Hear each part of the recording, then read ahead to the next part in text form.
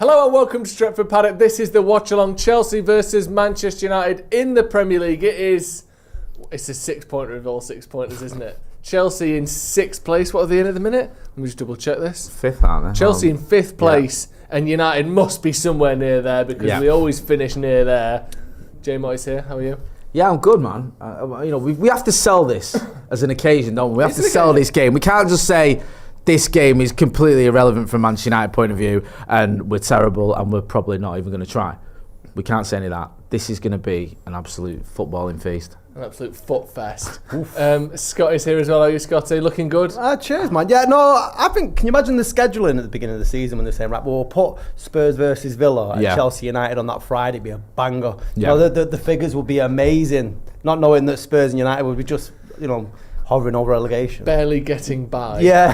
Literally the worst two teams that didn't play in the Championship last season. That's mad, isn't it? It is mad. The only teams worse than us were literally Championship teams 12 months ago. That's just unthinkably bad. But it's not a pointless game by any means because it gives chance for certain people to play. It gives chance for Ruben Amorim to put those final touches on his ideas, his tactics. And we'll go through the team because I do think that is obviously very important going into a game like this. And it might be, I would say, shockingly strong, that 11 there. So I'll go through it. We've got Onana in goal. We've got Lindelof, Maguire and Shaw as the back three. Then we have Mazraoui, Casemiro, Bruno Fernandes and Dorgu in that sort of middle bank with Mount and Ahmad in behind Højlund. You could argue that is our first team, Jay. Are you surprised by how sort of big and bold he's gone with that? I'm surprised by certain players in there, yeah. I did think that he'd start Rasmus Højlund, for example, who does start pretty much every game. I thought Casemiro would definitely be rested for this because I think he will start in Bilbao, but obviously he's starting tonight. Maybe you could argue Ahmad as well. Is he one you'd expect to start in Bilbao? I get the problem that he's got, Ruben Amorim, because you just keep losing football matches in the league. Like you can't just keep saying, "Oh, it's all about Europa," because that's been a running theme for a lot longer than since we got to the final. So I understand his predicament, but I thought tonight we might actually see a load of children. Yeah. So it's a surprisingly strong team because there's quite a few players I expect to see start on Wednesday that are starting tonight as well. Yeah, you look at that, Scotty. Obviously, we'll go through some individual players and look at certain sort of bits of chemistry there. I want to talk about that Ahmad and Mount kind of tens in a minute. Just as a general glance, are you surprised by how strong he's gone? Yeah, massively surprised, and I think I've been Amorim's sort of number one supporter in many ways, regardless of the decisions he's made. But if you look back to the games where we've lost Xerxes and we didn't need to play him, Euro maybe with the injuries, I'd much prefer to have got the remaining members of the canteen staff and put them in the starting 11 than anyone there. The biggest favourite is injuries, and I know going into the final, maybe confidence is a thing, but if there's a game that you want to rest players, this has got to be the one. I think everyone will understand it as well, wouldn't they? Yeah. Even the ones that are criticising, I know you're fully backing it, but even the ones that are like, oh, it's a disgrace. I think people, for this game, 5 days before the final will go, like, I understand it. Yeah. You know what I mean? But obviously he feels that the likes of Casemiro, maybe Ahmad and Mazraoui and one or two others who you'd expect to start can do both. Not to make this game be too much about the final, because obviously we've got a game today. Yeah. But just by contrast, I want to go through Tottenham's team because that kind of to see the difference. So they've got Kinski in goal. They've got Spence, Danso, Davies, and Reguilon. Gray and Sarr as their midfielders. Then they've got Odobert, Heung-min Son, and Moore behind Tell. So they've rested a lot of their. That's nearly all. They've rested nearly everyone. So the likes of Porro, Solanke, Vicario, Basuma, Bentancur, Brennan Johnson, all been rested for them. By contrast, you could argue that probably Ugarte will start, Garnacho will probably start on Wednesday, but that is about as strong as we could have put out, isn't it? It's bold because if we were to lose a close game to Spurs or even like on Wednesday, people will look at this and go, he rested his players, you didn't. That's because, I don't know. All favour with Spurs starting 11, but that seems like he's resis. Like, yeah. Well, other than sort of there's a 3 or 4 in there that would start probably on Wednesday, but other than that, yeah. So I think even like Jed Spence don't get any if Vidoghi's fit. So it's like he seems to have just gone, right, look, this game is a write-off. We're going for Wednesday. Yeah. Whereas Amorim's trying to do a bit of both. So look, we'll see, won't we? We'll see what happens. We'll see what happens tonight, and then more importantly, we'll see what happens on Wednesday. And if United do falter in any way, then people might look back at this game and go, you made a mistake there. Yeah, I mean, let's look at some of the potential positives then. This idea of Mount and Ahmad behind Højlund or behind whoever up front, it excites me that. I think in terms of natural fits for that position, I think Garnacho, whilst he's almost ever present, and the fact that he's on the bench today indicates he'll probably start on Wednesday, he is inconsistent and he is a winger trying to play in that number 10 position. I think Ahmad, whilst he is a winger as well, he was always someone that was sort of a winger or a 10. Mason Mount is a kind of classic 10/inside forward or inside wide player. Though those two are arguably the best fits for that position. And since they've come back from injury, we've slowly just seen the performances, especially from Mount, kind of pick up, and Ahmad kind of carried on where he left off. Do you like that as a potential partnership, Scotty? Yeah, them two without a doubt, they're ready made for the Amorim system. Really, I think with Ahmad, the early doors, I think Amorim was sort of playing whether he can play wing back, and he was quite impressive with that. But I don't think we were getting the best out of Ahmad. I think it's better if we push him further up. Fernandes, I prefer when he drops back as well. I'm not too impressed with him when he's the number 10. I think he needs more space and time on the ball than you get in that number 10. But both Mount and Ahmad seem to thrive in them sort of small pockets in and around the box. It's just a shame with having Højlund in front of him, and I'm not trying to pick out the kid, that we haven't got a striker that can find the back of the net. But in terms of them two, I think that's our two strongest number 10s. Yeah, I think on paper, I actually agree with you. I mean, obviously Garnacho, in 2 or 3 years' time with his talent, he might be, sort of leagues ahead of Mason Mount. But I think if everyone's playing and fit and at their best, I think that's a really strong kind of pair of number 10s. Do you like that, Jay, or do you just think he's playing that for, saving Garnacho for Wednesday? There might even be an element with this of him seeing if this is what he can do on Wednesday. Yeah. He might not know. He might have seen Mason Mount the other day where he pops up with those 2 well-taken goals and thought, you've just given me something to think about that I wasn't banking on. Yeah. And he obviously likes Mount. He started him in the derby, didn't he, when at the Etihad when he got injured after 10 minutes. But he started him. Yeah. Do you know what I mean? Mainly was on the bench, and I think Mainly replaced him. So he might be thinking, this could be... I know Garnacho plays every week, but what we saw from Mount the other day, and the Garnacho didn't have a particularly good game that day either, did it? He might have gone, do you know what? Yeah. Actually, there could be something in this. Let's see him how they get on at Stamford Bridge, and then... that'll help make my mind up, because it wouldn't be beyond the realms of possibility. He's not 100% sure. I know press conferences manager will say, you know what, but he might have had a little sort of second thoughts around, has Mount done enough for me there? Has he shown enough for me? And has Garnacho maybe not quite as productive as he can be at the minute, to make me think that maybe it is time for Mount and Ahmad. And also, I know Mount's obviously came off the bench the other week and scored, but I do like Garnacho off the bench. I do think he's a right handful when he comes off the bench. It's interesting though when you look back over Amorim's press conferences for a player that's been injured with the amount of time as Mason Mount.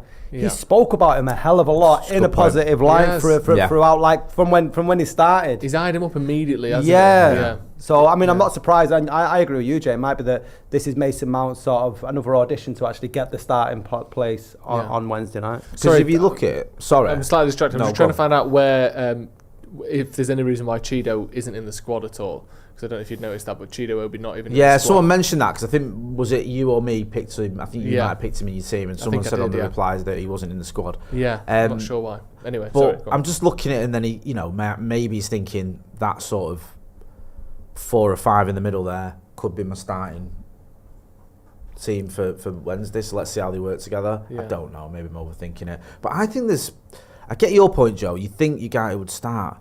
But I don't know, maybe the manager's looking at it and going, as well. That's not 100%, is it, at the minute? With Tottenham's high line as well, Ahmad, we've seen, I know he's not, I don't think over 100 metres he'd be the quickest. I think, he's so small, but over 15, 20 metres, breaking at a high line or, playing on the last man, he's excellent at that. We saw against, was it Everton, where he was pushing so high up and he got his own 2 goals, didn't he? Scores it by himself.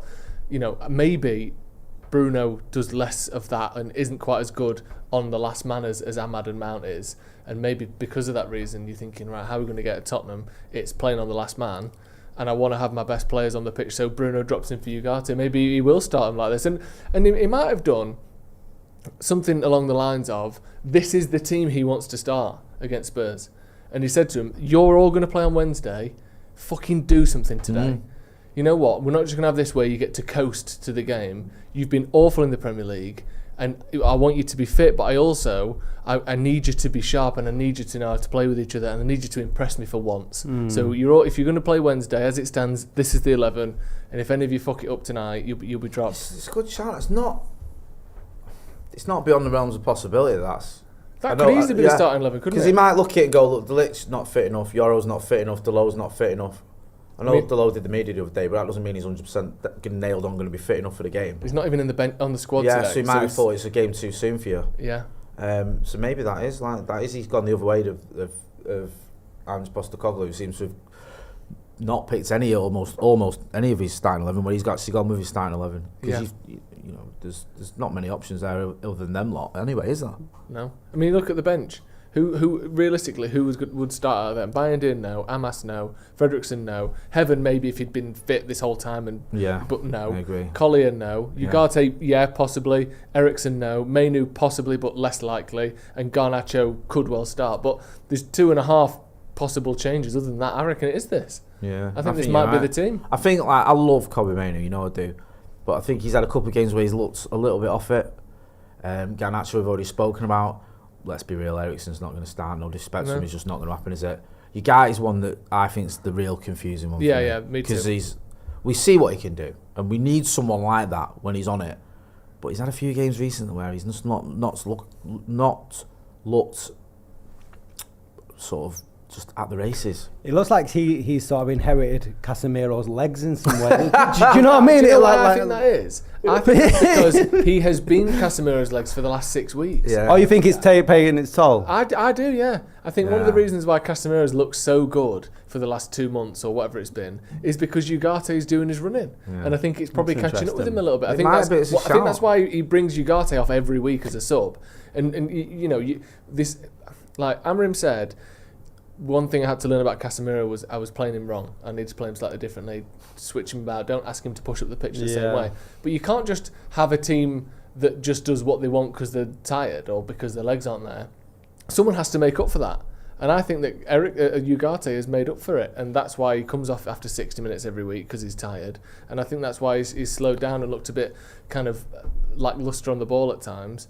Because that is a weakness in his game anyway, but I think it's been exaggerated by the fact that he's a bit fatigued personally. But again, so you're taking the credit away from Casemiro for his performances, then? Is that what a very Piers Morgan way to so you're saying Casemiro is shit? Is that what you're saying? No, I think Casemiro has been fantastic, but I think he's been allowed and helped to be fantastic by Ugarte's running. Bruno can do a lot of that running as well, so I don't expect to see too much of a drop off. One player on the bench that's worth talking about, as we can see there, Aiden Heaven.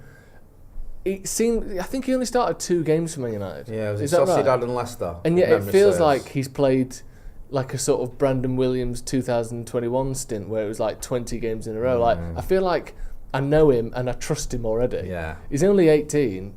I think he's so excited for the future in heaven. He is, and I was gutted for him when he got injured against Leicester because he was having like you said, it's only been his second start and he'd done really well. I was impressed with him. Was it Fulham in the FA Cup? He came on, he looked pretty solid. We spoke to Finn about him and he said it might take him a little while because he thinks he's still sort of, might have to work on the defensive elements of his game. I know that sounds crazy to say about a defender, but carrying the ball is very good and sort of, he's got the physical attributes and his touch is fantastic. It's just maybe sort of positional sense and stuff like that he can work on. But he came into the side, did very well. Against Leicester, he was sort of keeping us in the game, wasn't it? Which says a lot about where United are at, considering the level of the opposition. But when he got that injury, we were all gutted, weren't we? And it made it worse because Sky didn't show the tackle, did they? Do you remember? Yeah. And it's made everyone think this was going to be like a real horror show. Yeah. Obviously, it wasn't that bad, but it was still quite bad to keep him out for the last 8 weeks, whatever it's been. It's a bit of a weird one, wasn't it? Because it was like really bad. Thought he'd broken his leg because they didn't show it. Then he left unaided, but with a boot on or whatever it was. But then he was like back in training like 6 days later. Yeah, he had a setback and as well, didn't he? He had a setback, didn't he? So it was like weirdly quick, and then actually no, he's ended up being out for more like what we thought. But yeah, it looked like it could be 12 months or so. Yeah. And I always worry when a young player gets injured, especially when it's early in the career or the sort of full career. Yeah.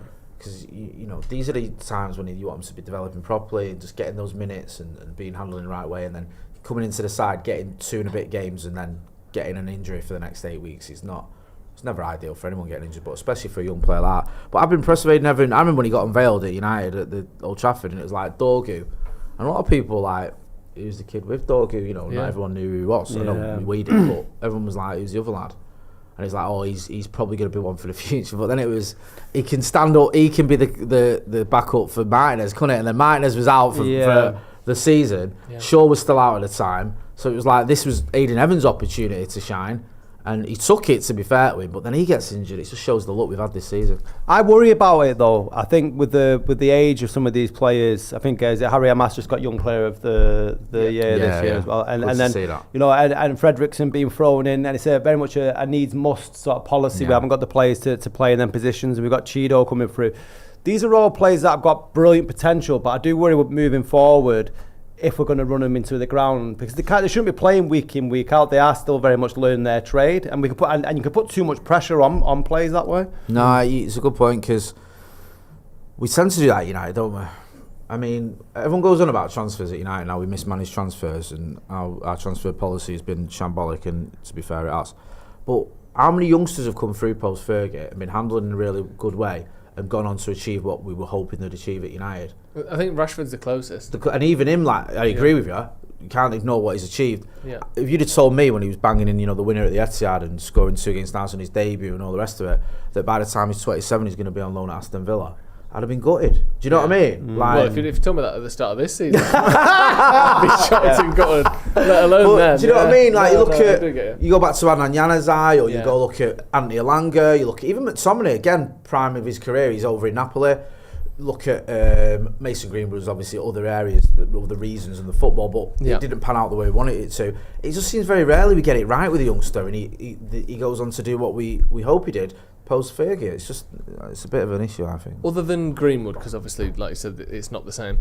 Which of the players that have come through in that time do you think could have gone on to more? I mean, Rashford you've sort of mentioned as well, but is there any others that stand out in your head of like, even if they never went on to anything elsewhere as well, but if you just think if we'd handled it differently, if something was done differently, they could still be here or whatever? I think there's been a moment with almost every player where I've thought to myself, there's a United player here. Yeah. Like, there's a spell, Jesse Lingard looked like a United player. There was a time, people might want to rewrite history and say he never did. He did. He got into the England team for a reason, you know, went to World Cup semi, scoring winning goals in the FA Cup final. Yeah, it's not a coincidence. There was a time you thought, Jesse's made it here now, he's our guy, he's one of our guys, and it didn't. McTominay's another one. At one point you thought, oh, there's a player here, there's a real player here, we could, you know, in the right team he could have been something. Even I know this sounds insane, but Brandon Williams kept Luke Shaw out of the team when Brandon Williams was 18 for about 4 months. So you thought at least he's going to have 3 or 4 years of doing something. And by the time he was 22, he's on loan at Ipswich and not even getting a game for him. Like, sad, isn't it? There's been a moment with every young player. Januzaj after Sunderland, you know, I might have said some silly things. Januzaj's one though, I think. He still had a good career. Was it Sociedad? Still playing now. Yeah. I think he must not that old, is he? He's playing in La Liga. Yeah, so I think there's always been a moment where you think if it was handled in the right way, this player could go on. Greenwood was the obvious one where we all thought him because of his numbers and everything. And were it not for what happened off the pitch, he would still be scoring goals. Yeah, so it's just but I just felt like there's always been that moment, and when push comes to shove, none of them have really ended up doing quite what we hoped. I think they become a victim of our lack of success in some way. You know, usually it's because we've been playing too well, that's why people fall aside. But if you look at Elanga, for me, sort of typifies it. If you look what he's done at Nottingham Forest, and he came through under Rangnick, am I right there? I mean, he debut under Oliver, you're right. The point I was making about Heaven earlier on is the amount of pressure that was on Elanga. Like, I don't know any player that's had a chance sang as much about it was mad, wasn't it? Like, you've seen players score like 100 goals for United or whatever, or play over 300 games and didn't have a chance. Tell me a Diego Forlán song. Oh, the Scousers one. There we go. Pogba's the one we talk about. Oh yeah, Pogba. I don't remember. He was part of the Sancho Pogba. Yeah, but he didn't have his own. He didn't have his own proper. Something like you said, a Lingard one. I wrote a poem about Paul Pogba. Can you remember it? That was in the season ticket. Was literature, it? Yeah. Oh, was it? Yeah. Can you remember it? No. Oh. Are you someone that once you've written it, you can only remember it if you're reading it, or do they stick in your head for a few years? No, once I've been paid, I just forget it. It's the right way to do it, isn't it? Burn down the library every time. I do have to look back and I've used that line before because I've read about 5 million poems about you. Yes, you have. speaking of players who have underachieved, there are, of course, the opposite, and players that have overachieved at Manchester United in the last few years, one of which being Bruno Fernandes. And Bruno Fernandes this season was awarded the... Well, what was it? Let me just get both of these up here, because I always forget the exact names. Just a second. Where are we? So he won both Player of the Year, one of which was... One's the Sir Matt Busby, innit? One's the Sir Matt Busby, and what's the other one called? The Players' Player. Just a second, I can't find it. Here we go. Historic double. Here we go. So it was the Manchester United Players' Player. It's just called that, and the Sir Matt Busby Player of the Year as well. So he won both of those trophies. But I think that Bruno winning these trophies raises a bigger question about the quality of Manchester United and the reliance on certain people at Manchester United. Bruno Fernandes wins both of these trophies, and it's the fourth time in 6 years that he has won the Sir Matt Busby Player of the Year, the main Player of the Year at Manchester United. Yeah. Before that, it was David De Gea. I think it was 4 in 5 years that he won. Yeah, I think that's what he did. Especially as a goalkeeper, obviously, there's something sort of vaguely shameful about it. But I want to talk about, what does it say about Manchester United that we keep relying on one player for a generation and no one else can step up in that time, and then it switches to the next player for a generation and no one else steps up? Just for full transparency, Ronaldo won the other one. Ronaldo and Rashford won the other 2 in the last 6 years. Bruno's won 4, Ronaldo's won 1, Rashford's won 1. Those 2 people aren't at the club anymore, sort of, but basically not. No. Is that a problem, do you think, Jay? A little bit, because I was looking back at this, because I'll be honest with you, I'm not overly concerned about the Player of the Year awards. You know the players that you like, you know the players that you think have been good enough. I don't think a fan needs an award to tell them their opinion on it. But it is somewhat of an indictment of the lack of real quality we've had throughout the team at times, because De Gea, as I think, like you said, won it 4 out of 5. Bruno won it 4 out of 5. Until De Gea, no one had won it 4 times, that award. Yeah. Then he won it, and then Ronnie did it, but Ronnie had won 3 of them under Fergie, so that's not quite the same. De Gea was also the first goalkeeper to win it. And then to win it so much. Yeah, I think the De Gea one was a little bit embarrassing at times, because you remember when Jose went and asked for a vase to give Scott McTominay the manager's award that he just created at the awards ceremony, because he was a bit like, we can't just keep giving it to the goalkeeper. You look at the one now with Bruno. Bruno's a phenomenal player, no one's saying he isn't. But when I was looking back over like the post-Fergie era and the pre-Fergie era, I think Roy Keane won back-to-back ones, and I think Van Nistelrooy might have. Yeah, but you had like 7 players in 10 years that had won that award, and they're all like world-class, iconic legends. And then the next 10 years, you had like 2 or 3. Or maybe not 2, like 3 or 4, sorry. Yeah. Because it was just stats with these 1 or 2 players, and it's almost like if you turn up consistently for Manchester United now, you win the Player of the Year award. That's enough, because when De Gea was doing it, yes, there was other players that were good. I think there was one where Ander Herrera won one year, and there was a season where Zlatan didn't win it. I don't think Luke Shaw. Zlatan had a very good season. There was a season when Paul Pogba had a good season. We've had players that have had good seasons, but how many times have you had a real head scratcher when it comes to who's been our best player over the year? You know, back in the day, it'd be like, oh, well, you know, you might say it's Beckham, I might say it's Keane, you might say it's Giggs, I might, someone else. There's a debate to be had. Yeah. Now it's like, it's Bruno, innit? So this one, I think, was one of the easiest of the lot, wasn't it? Yeah. Does it worry you that, I mean, obviously we have such a lot of problems, and this is almost looking at this isn't really, this is more of a symptom than a cause, if you know what I mean. But it does just go to show how inconsistent our squads have been, how little we can rely on players staying at the club as well. Like I said about Ronaldo and Rashford, they won it, a couple of years ago. Neither of them are still here anymore. Yep. It is a problem, isn't it, this? There's 2 ways of looking at it. You can look at it optimistically and say, well, it could be a worse problem if Bruno wasn't there. Who would be the best player? Who would be the best player of the year? That's a horrible question to think about now you mention it. But also, it is an indictment of what Manchester United have become, because of the glimmers of hope that we've had or potential we've seen in certain players, and whether that's down to injury or lack or form. You look at Casemiro. I think if Ahmad had stayed fit this season, that might have been more of a shout. But for by and large, and for a long time, not so much in the De Gea days, but now with Bruno Fernandes, United are very much a one-man team in terms of like who's scoring the goals, who's assisting the goals. You're right. Who's winning the games? You know, that's what we've become. So it's not surprising why Bruno Fernandes is winning it. Nobody else is stepping up to the plate. I'm just looking at the numbers on that. Sorry, I wasn't trying to ignore that. Just looking at the Premier League, well, Bruno's got 8 goals, 9 assists. He's top of both lists. In all competitions, he's got 19 goals and 19 assists, which is the most of any number 10 in Europe, I think. But clearly, by far more than any other United player in both categories. It's like, obviously, maybe this season he would have won it anyway. But wouldn't it be nice to have someone who had 25 goals but 4 assists, and then you go, oh, actually, there's a bit of this guy's more productive, but Bruno sets more for his. It's like Bruno and then absolutely nothing for 1,000 years, and then Ahmad, who has been really good but has missed a third of the season with injury, and it's like Bruno Fernandes might have won it anyway, but I do think it's the issue with being a one-man team is just obviously massive, and it's not like we've got look at like Liverpool. You could argue for large parts of the season they were kind of a one-man team with Salah, weren't they? Let's be honest. I know they had Van Dijk was playing very well, and they had other people playing really well, but he got the most ever goals and assists in a Premier League season, and he basically stopped 2 months ago. So up until Christmas, he was doing everything for him.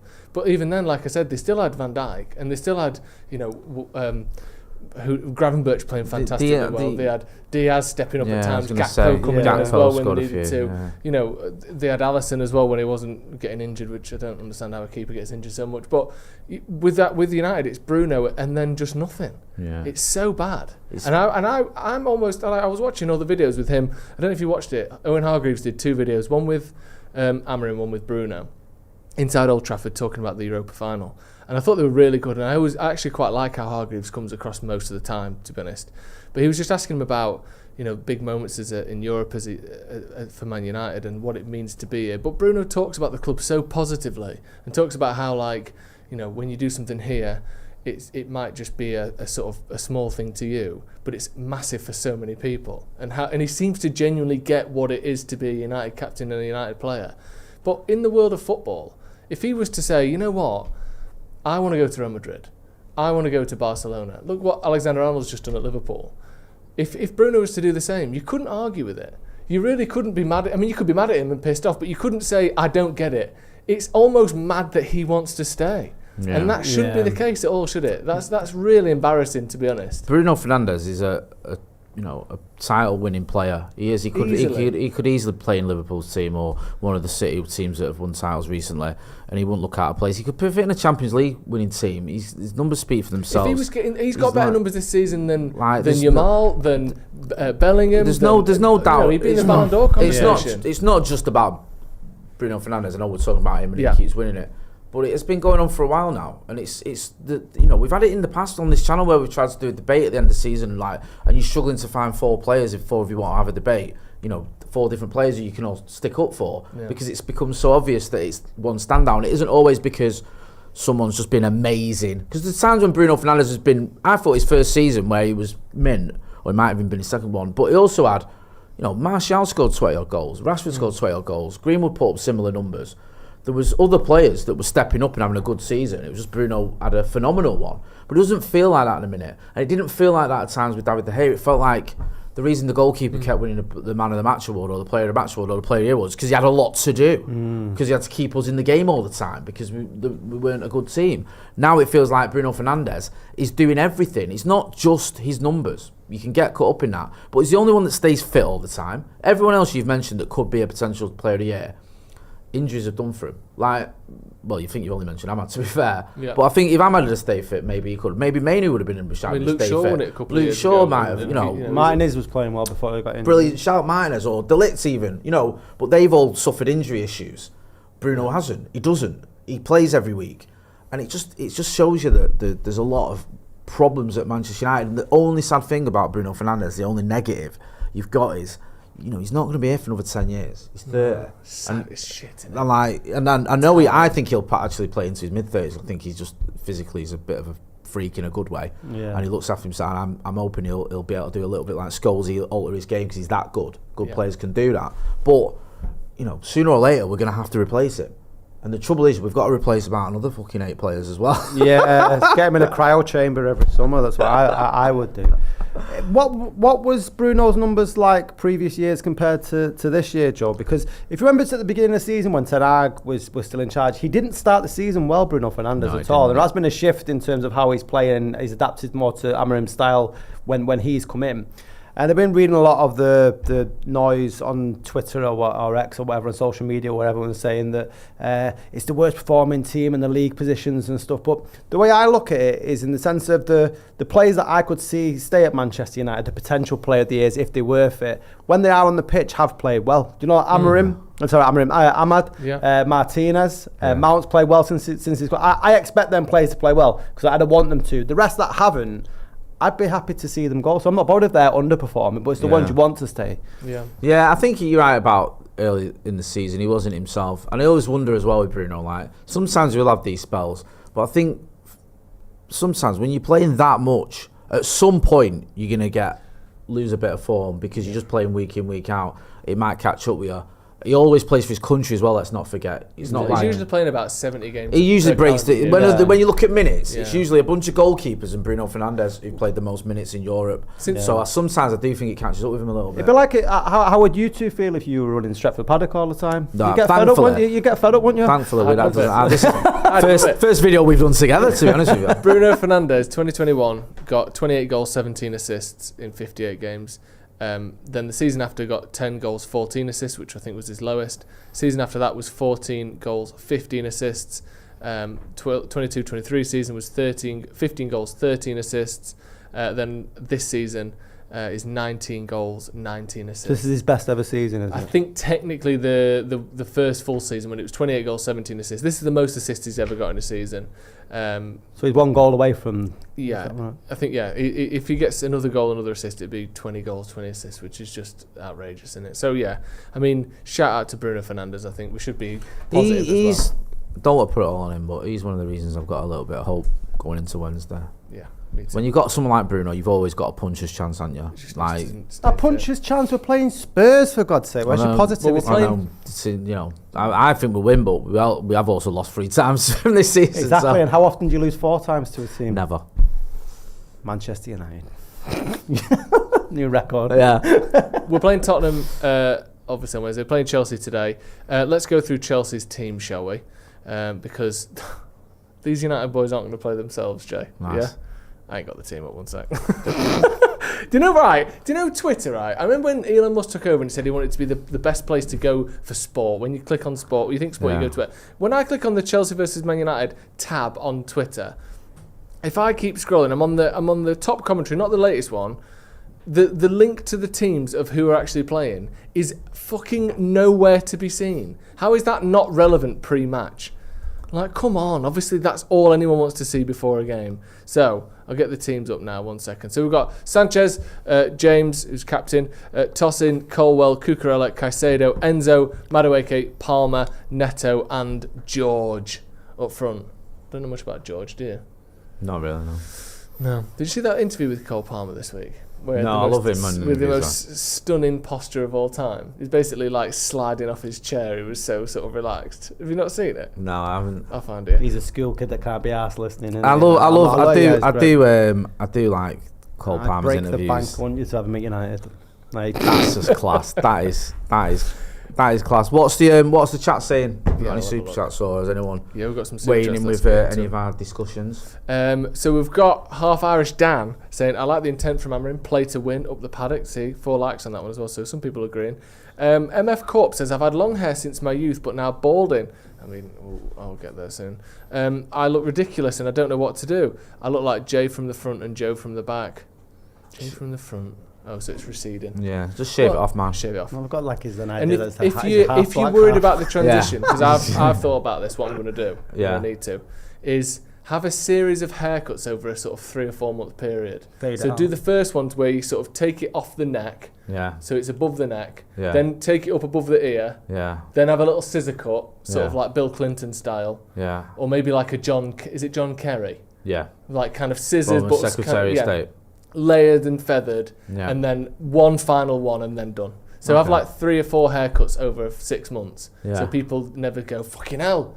Do you know what I mean? That's my plan anyway. Like aardvark animation, that kind of thing. Yeah. Yeah. Yes. Just claymation. You don't see it move, like just little movements, and then obviously, eventually you see it. And then someone will go, "Hang on a sec, MF Corp, he's bald," and then people who know you'll go, "He's always been bald." Yeah. I'm sure he's. Hang on a minute. I don't remember him ever having hair. Check his Instagram. Yeah. Jesus Christ. He used to have hair. And then Bruno, MF Corp also says Bruno for PM. Love that. Mario Da Silva says, can't even think about the league, to be fair. Europa only counts now. Plus my head's still spinning from my run-in with Joe behind Asda, for God's sake. Tom Hutton says, Scotty's beard and hair looking on point today. Scotty's single. Look at that. Your moustache is quite emphasised. Yeah, my brother paid me a comment. He goes, I like your tash, and I thought he was taking the piss. No, it looks like you've got a tash. Because these bits are like slightly lighter. Yeah, no, I've tried to make it a bit more 3D. Have you? Yeah. It looks good, man. Cheers, pal. Thank you. It looks really good. Morgan Baker says, who's on the watch-along Wednesday? Oh, great question. So, as it stands... See, I don't want to go through it now because there's still some people TBC and I don't want to say them and then be disappointed or not say them and people go, So actually, I'll save it as a little surprise. Tune in. But there's going to be plenty of people, more than usual. We're going to try and get a little party atmosphere going on. Could be the worst party we've ever been to, but we'll see. MF Corp again said, who's this kid on the left? Looks like a scrapper. Is he talking about me or is he talking about you? You. Just because the only reason I say that is because I don't look like a scrapper, but this whole fighting behind Asda fighting behind Asda, it's getting out of hand. I don't ever fight behind Asda anyway. I'm not even into it really. Hey. On Slack. Wait, no. That's that's like on Alan Partridge. Have you seen that on Alan Partridge? He reads the internal memo. I love that. We got a message on Slack. It says, Joe, please tilt your microphone down. Thanks for sending that. That's from producer Harry. On Slack. Thought you announced it. On Slack. We've actually had a message come through. This is a first. All the way from Slack. Yes. Oh, that's so good. It says, give me what ounce to drink. No, I'm going to the calf. The message itself is relevant to the watch-along, but the way I announced it was completely unnecessary. On Slack, Harvey behind the camera has messaged me, but it's with some quotes from Amorim, so it does make some sense. I was right to announce it. Amorim, speaking to Sky Sports on Slack, has said, we've had 5 days to prepare for the final. What? Oh, we have 5 days to prepare for the final. We're focused on this game, and sometimes the best way to prepare for a final is to compete. Hey, I've always said that. He also said the biggest problem is that we've had this season is during training in terms of injuries, so we never know where the danger is. That's an interesting way of looking at things, isn't it? Also, in talking about potential glimpses of improvement at United, he said, I can see it and I see it in the last few games. You can look at the amount of times we create situations to win. Against Athletic Bilbao, I felt the team was too open. I didn't feel that way against West Ham. I mean, it's weird, isn't it? Because every comparison, every bit of praise, every good thing he's trying to look for is coming in losses in the Premier League. Do you think he's doing a good enough job, Jay? Of he's been very negative at certain occasions. Do you think that allows him to say things like that, where he actually thinks we almost played better against West Ham than we did against Bilbao? If he'd have been saying all season, if he'd been more defensive, should I say, would that look delusional? Whereas now you kind of go, he knows we're shit, so we can say that. Yeah, I like Amorim. I think he's a bit damned with whatever he says, isn't he? Most United managers get to that stage that they are. I think there's an element with him. There was a stat doing the rounds the other day, one there's 491 interviews he's done since he's come to Manchester United as manager. He's not training pitch. I know, yeah, honestly, which is just unreal, isn't it? And he's very open, he's very honest. He'll say his thoughts. Sometimes he'll sort of correct himself later. We've seen a couple where he's gone, I was a bit emotional, or whatever. I said that at the time, and that was the worst team ever. Yeah, he kind of explained it a little bit, didn't he? And he was sort of saying, I'm not saying the worst ever. I'm saying, look at the points tally or whatever. So I do like Amorim. I do think it's hard because he's the United manager, but sometimes you don't need to look too much into what he's saying because he's giving so many interviews, getting so many questions fired at him, and unlike maybe Ten Hag, Amorim's willing to chat to them. Yeah. Amorim's willing to be quite open. He isn't combative. He doesn't tend to argue very often with the media, does he? He doesn't shut them down. He'll give a full and frank and honest answer. I think at times it feels like that hinders him a little bit.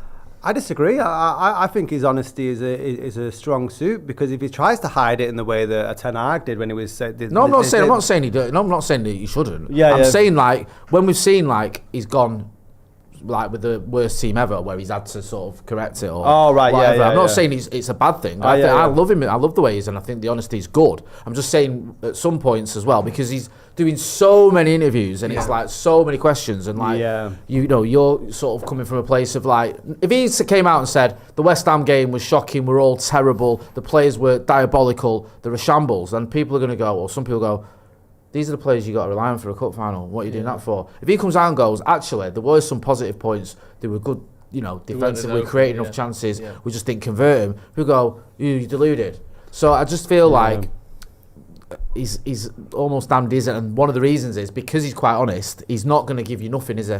He'll always give you something. And the problem as well with the amount of interviews that he's doing, they can all be cut up that he has to answer again in the following press conference. But the point about what was he saying, that we play better against West Ham, or he'd learned more? Yeah, so I'll tell you the exact quote. So he said, talking about improvement, he said, I see it, and I see it in the last games. You can look at the amount of times we created situations to win. Against Athletic Bilbao, I felt the team was too open. I didn't feel that in the game against West Ham. So he thought we were less open against West Ham than we were against Bilbao. Okay, so games that we were losing, we sort of finding more in.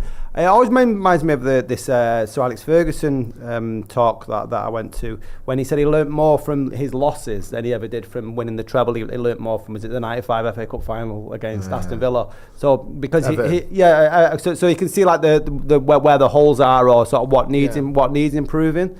But he just feel a bit cagey when he's saying we played well against West Ham. I'm not too sure if we less open, I guess. But even then you think we conceded 2 goals in that game. It's just hard, and you know, just as a fan, you're just looking and you're going, this is, you know, just not good enough. It feels like you feel that every week. Yeah. I think as a manager, obviously, you've got things you've asked them to do, and if they're doing certain things you've asked them to. Van Gaal was famous for it, wasn't he? Van Gaal would get annoyed if they won and didn't do what he said.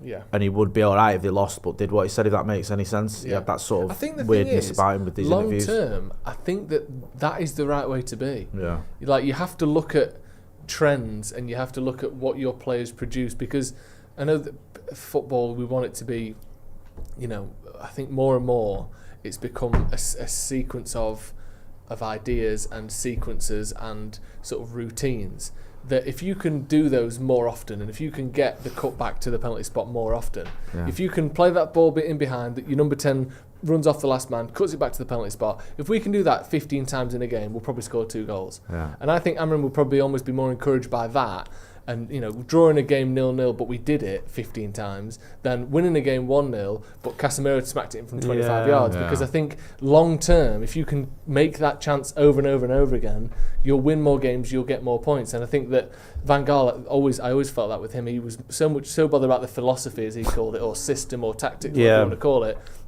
that at times I think he almost seemed a bit mad, because you think, what are you on about? But really, if you want to be at a club for a long time and win the league, you have to be able to do the right things thousands of times a season, not just, you know, get a bit lucky or rely on individuals. Yeah, I put an article out last week about Amorim, and somebody compared like to David Moyes' success since his return to Everton, and said why can't Amorim win the games that David Moyes is? David Moyes isn't trying to change the style of football at Everton. He's playing to the players' strengths and trying to win games that way. Yeah. Whereas Amorim is very much having the players trying to buy into his philosophy, which is what I think all successful managers should do, and was a downfall of Ten Hag. Within a few games in, he thought, this isn't working, I'm going to revert on everything that I was signed for. And Sean Dyche said the other day on the Overlap, didn't he, or Stick to Football, that he thinks he would have got more points than Amorim has done if he'd have came in at the same time. I think he would. Yeah. But I don't think he would be setting us up to win trophies or pushing us up the league long term. I think short term, you know, probably us three could have won a couple more games. We've what is it, 6 wins in 24 games. Yeah, that's as bad as we've been in 50 years. Yeah, but I don't think that, you know, we never know what's going to come. But like you said, Scotty, I think by abandoning your principles to play to the strengths of what is fundamentally a not good enough squad. Yeah, I think the upper maximum limit of this team, if everything went perfectly and other teams were poor, is 4th or 3rd. And I think if you ever want to push beyond that, you have to implement a style that transcends the squad and is what it is, and you bring the pieces in for that. I really don't think that just getting the best out of a bang average team is the right way to do things personally. Yeah, and especially if you've got players and you're playing to their capabilities and you don't want them to be there in the future. Why would you play to low strengths knowing that he's not going to be there in the future? What is the point? And it's just short termism. It's a problem that I think with a lot of modern football fans. This sort of, I want instant gratifications. I want the result against West Ham because that's here and now, regardless if us losing that game, but Amorim saw something in it that set down the foundation for something that might help next season. That's irrelevant, and I think that's the sort of the conflict that we have within the fan base. We absolutely have to focus on the long term a little bit more. We've got 10 minutes till kick-off. That's gone quick, hasn't it? Yeah, it has, man. Very, very quick indeed. Let's get some score predictions in. Get your score predictions in the comments, your scoreline and goal scorers as well. Talk me through how the game's going to go. I'll start with you, Scotty. Paint me a picture.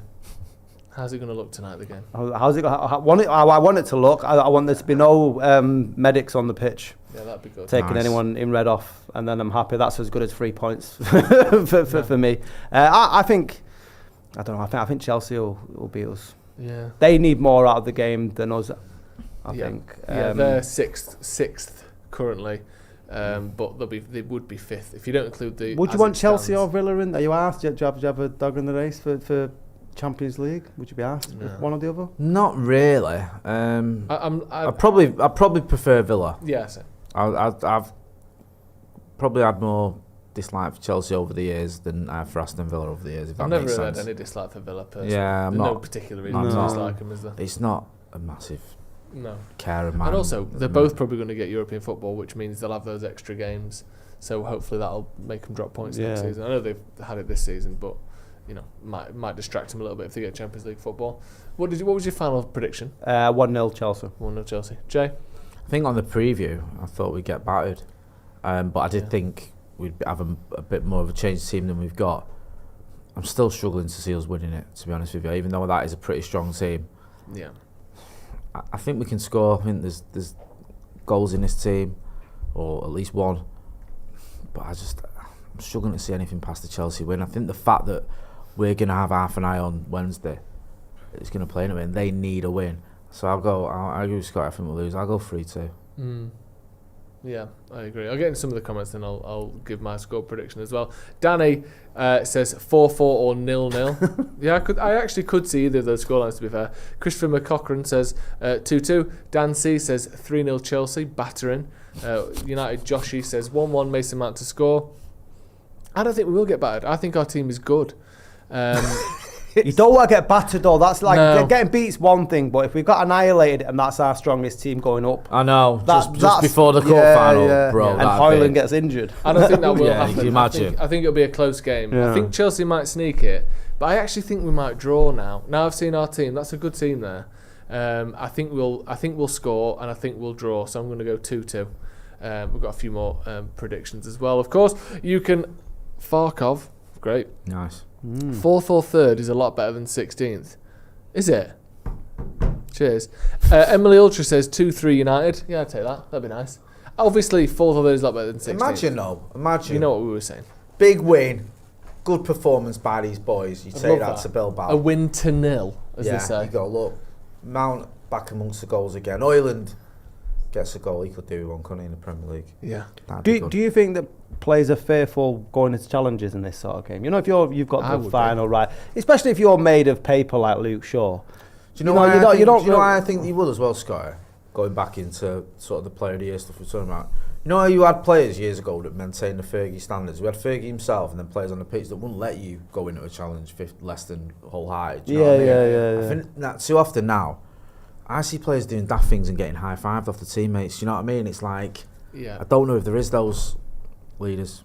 It's changed as well, hasn't it? Because people now, you can't go into crunching tackles. Don't really exist because every time there's a crunching tackle, someone's getting booked. Yeah. The ref can often just pick someone, and whichever way the ball flew out, the person coming from the other direction, or the same direction, should I say, gets booked. I don't know. Do you remember the Dorgu one of the week? Yeah. It wasn't even a tackle, was it? No. Dorgu. Blocks the ball. Yeah, and he gave a booking. Yeah, it was absolutely absurd. And that's, I feel like sometimes that can happen. But then also too often players just don't put that same amount of energy and aggression into things, do they? And that is allowed. Yeah, there's very little sort of accountability amongst the players on the pitch. Yeah. I think that's what Keane was trying to get to, but he got blown well out of proportion when he was like a captain off. Does anyone know where Cheeto is? Have we heard anything? Anyone? No, no one's heard. I guess he's just not been selected. He didn't travel with the squad, so I guess he's potentially not been selected. I mean, we do have a couple of options off the bench, don't we? More than potentially we have in reason. Well, actually, no, we don't now. So I'm thinking that Mount's still on the bench, but it's not. It's just Garnacho, Ericsson as well. I guess if we need a main who can come on as a number 10, no strikers on the bench. But yeah, I don't know. It's a weird one, isn't it? To be honest. I'd like to see maybe toying with a false number 9 ahead of next week. Who would you play there?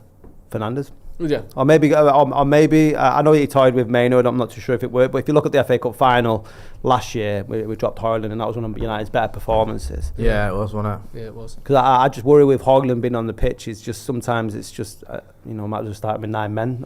I do hear you. We talked about this. We weren't saying about that very same point about could he do that like we did in the FA Cup final? Yeah. I don't know. I mean, it was a bit surprising that Ten Hag went with that, and it worked. Remember the rumours though? Was it like Wilcox came down and said to him, yeah, Oiler's not playing. Yeah, I don't know, yeah. There was rumours that he influenced him. I don't know. What, for the FA Cup final? Yeah, remember. Me and Steve were talking about this, and Steve said like a lot of people said that it sounded like nonsense that a manager's not going to have someone just coming down and telling him his team. He must have had it. He must have known it already. But Steve said it might even just have been a bit of collaboration or chatting about what do you think What's would your work, thoughts, like what your thoughts, because I remember Fergie said before the 1996 FA Cup final against Liverpool, he spoke to Eric about what he thought he should do for the game, and he said it was Eric's suggestion from it was Eric who suggested putting Roy Keane on McManaman. Because remember that final was terrible. Yeah, it was just fucking dire. It was the bad as the Liverpool suits. Other than Eric's goal. I was going to say, all I really know of that final is the Eric's goal. Yeah, was obviously fantastic, but it wasn't a great spectacle. Yeah. But we won. That's all that matters. And yeah, I think that's where he got it from. So it might be a bit of that. Managers might be up for that. You don't know, especially if it's someone who can help influence whether he gets sacked or not.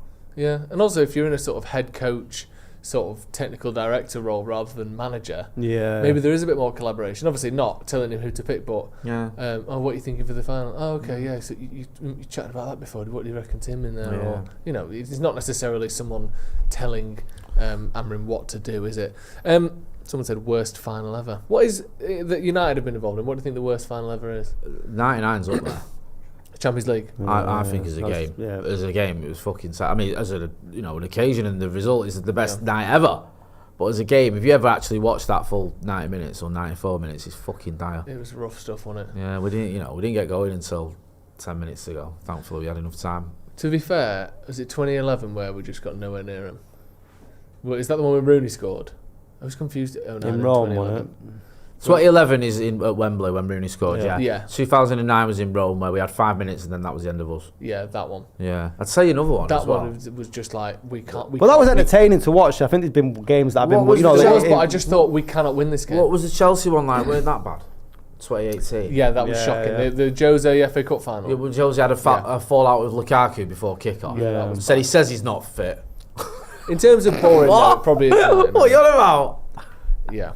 In terms of just pure boring, 99 final was. Yeah. Although second half they hit the woodwork 3 times. I suppose as a spectacle, if you're neutral, it wasn't too bad. The one you mentioned earlier, he's got a 95 against Everton, was terrible. We just lost the league. Yeah. And we lost that as well, and we didn't really turn up. What was the Villa? Was that 94? Was it? No, that was my first the final. Cup, yeah, we lost 3-1. Chelsea's got sent off, didn't he? I was watching an interview with what was he called, the Chelsea, the Villa manager when we signed York, Graham. Oh, John Gregory. John Gregory. Do you know what he said when he would have shot him? He would have shot him. Very good, right? Dwight York made it clear he wanted to go to United. And let's not forget, United didn't get him for free. We paid like a British transfer record for him, 12, whatever it was, 15 or whatever. And John Gregory, he's loved the camera, John Gregory. Right? He was quite a young manager at Villa, and he did quite well early doors, so he got a bit of bravado and all that. And he said, he said about Dwight York. And Dwight York went to see him and said, I want to leave and go to United. He said, if I had a gun, I would have shot him. Jesus. And it's like when Stan Collymore had like depression. He said, I've got mental health problem, I've got depression. And he's like, John Gregory came out in the media, he was like, how can you have depression when he's earning 50 grand a week? You're like, shut up.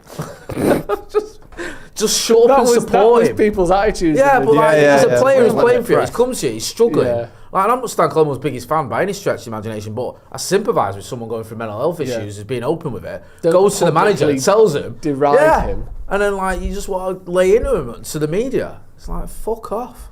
Yeah, that is mental, isn't it? Speaking of playing for the cameras, did you see the Charlton manager yesterday? No. Have you not seen this? What's his name again, anyone? Nathan Jones. Have you seen this? Is that the one that was at Southampton? Yeah. Yes, it is. So yesterday, Charlton scored a 85th minute, something like that, winner, but turned out to be the winner in the playoff semi-final. And with like no seconds left to go, look at him here, like this. If anyone who hasn't seen it, I'm sure most of you have. Go on X, type in Nathan Jones. Look. Have you ever seen more playing for the cameras bollocks than this? Seriously, there's the manager, and it's like no. So that he knows they're going to win. And then look at him now, like he sees the camera there.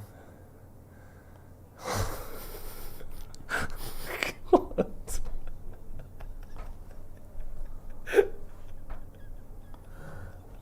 What's he doing? Look, and he goes back down again. Look at him. If I was his chairman, I'd sack him immediately. If I'd had a gun, I'd shot him. Shot him, yeah. That's horrific, that makes Jason Tindall look shy. What would you do if that was you in that? Would you like go for the sort of like? What's your goal celebration or what? If you got promoted and you're a manager, would you carry it in a cool sort of? No, I don't mind. I think that sometimes we have too much of the old celebration, please. I get it, but when you're obviously playing at a cameras like it's terrible. I don't know. I just mind a bit. I think I could be a little bit more reserved than I am as a fan if I was a manager. Yeah. I think I know it was. Everyone used to laugh at Fergie's like his this celebration he used to do, didn't it? When it was like, I did like that awkward jump. I used to quite like that though. Yeah. But something like a little fist pump, like a bit of that, and hugging your coach, whatever. I don't want, You won't pull your big knee-length duffel coat over your head. I'd do that, and it's all a big, massive tube because it's so big. I'd do something like that probably. What outfit would you have if you were a manager? We've kicked off, by the way. I'd be wearing a suit. I think. Suit every time. Yeah. Like, are you having a club blazer and all that? Or just a suit? like a Italian designer. Oh, nice. I think it seems like they give you your uniform and you have to wear it, doesn't it?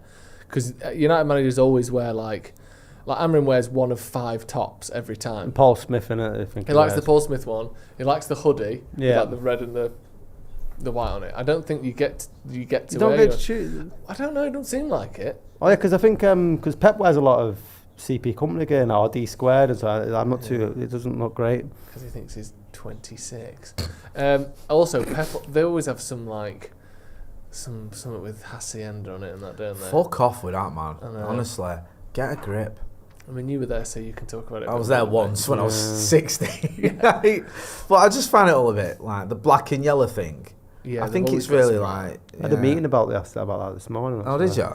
I've been asked to. It's irrelevant to this, but I've been asked to perform with a choir, like a chamber choir. Love that. To do like tunes and like the top dudes like odes to the Hacienda, but in choir form. Really? Yeah. That is good. So what are you going to be doing? You're going to be.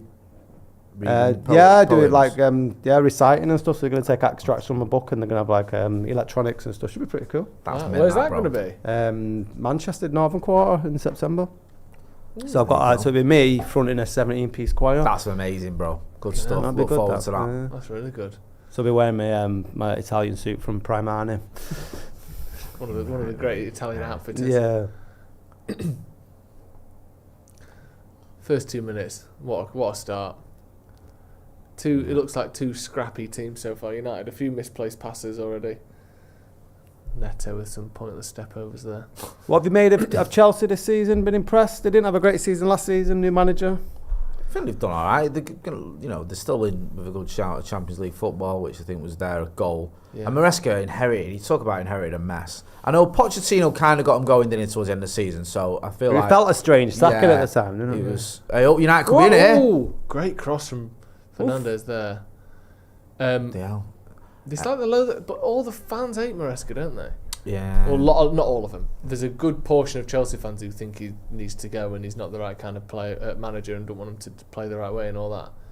Which I just think. I think he kind of did what he needs to do, because didn't he come out and because he had like 48 players or something? He was like, I haven't got 48 players, I've got 24. The other 24 just they're not in the conversation, which I think it was the right kind of approach, because you can't manage 48 players, it's just impossible. No.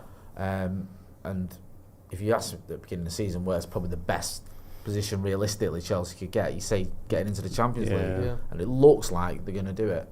I still think they're lacking obviously it seems like everyone in Europe's lacking a striker at the minute, which I feel as though the number 9 isn't what it was 20 years ago. Now it's like your wingers do all the goal scoring, don't they? Not always, but a lot of the time. And your number 9 just sort of helps you get the ball up the pitch. But is that Casado? Oh God. But there's some obvious weaknesses, but like you said, with those weaknesses, bearing in mind those weaknesses, score there. Madueke there. They've done well. Finish. Was that Palmer with the ball? That was a great ball in that. Great pass from Palmer there. This run here, is it Caicedo? I think it is. Must be. Great pass from Palmer as well. How does he get through here? It's just off the back of everyone, innit? Should score really. Got to score there. Certainly hit the target. It's a phenomenal pass from Palmer. That just shins it, doesn't he? Man. Dear. He just reads it really badly, doesn't he, Madueke? There, don't get his leg high enough. He just misreads the bounce and kicks it over.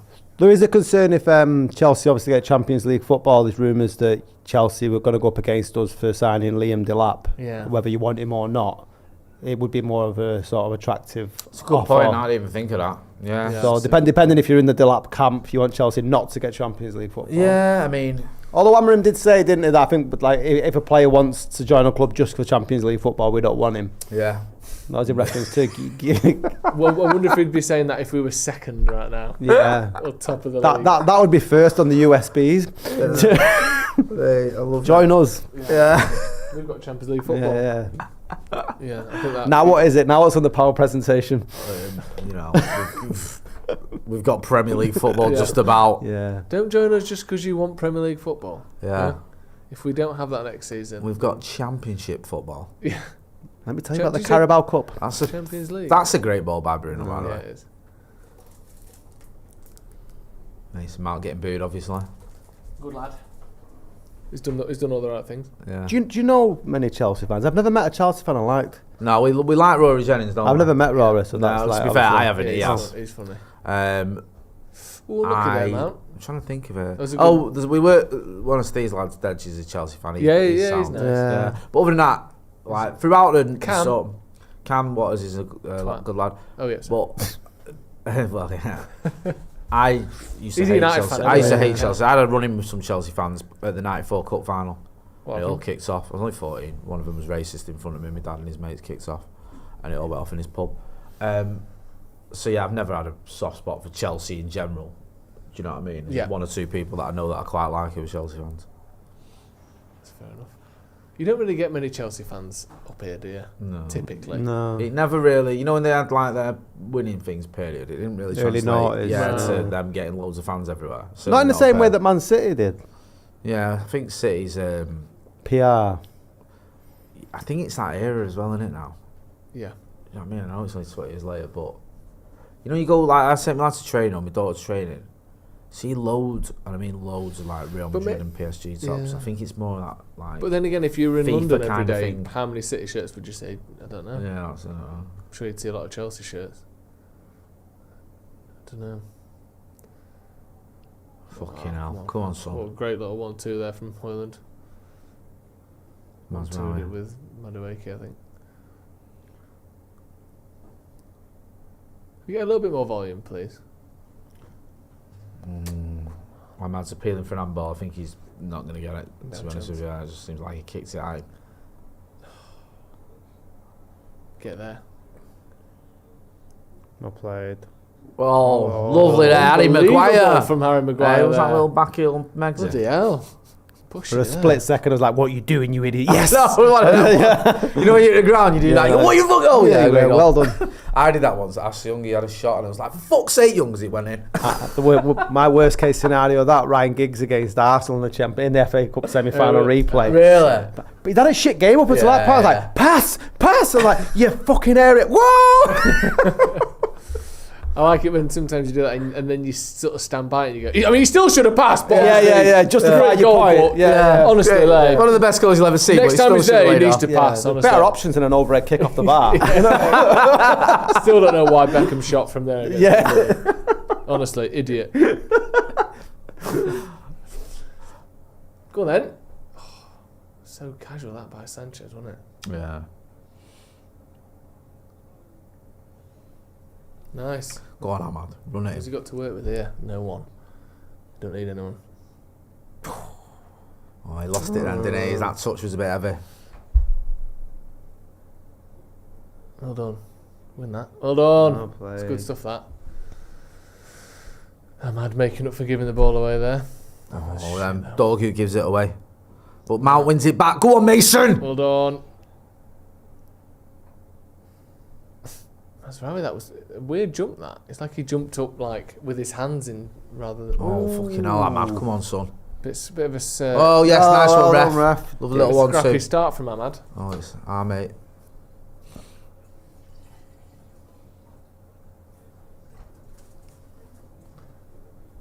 What's he called? That ref? Do you know? Chris Kavanagh. Oh, of course. Cavs. Cavapoo. Yeah, man. That's what I've got.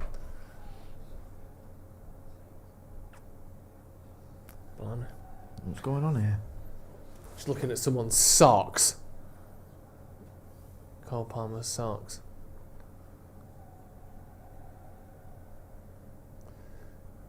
Why do you think he's dropped off this season? Well, second half of this season. Weird, wasn't it? He started that amazingly. balance spell he went on. Yeah. Saw I watched the game against, I think it was Southampton. Obviously Southampton fucking already, I think they're more or less already down. And it felt like, remember when everyone was trying to like get Ronaldo to score? Yeah. It felt like that. All the Chelsea players were like trying to get him a goal. Right. Just wasn't happening for him. It was so weird. I can't. Did he score a penalty? Was that the one who got the penalty? No, it was. I think he got the Maguire's penalty down here. a few weeks later.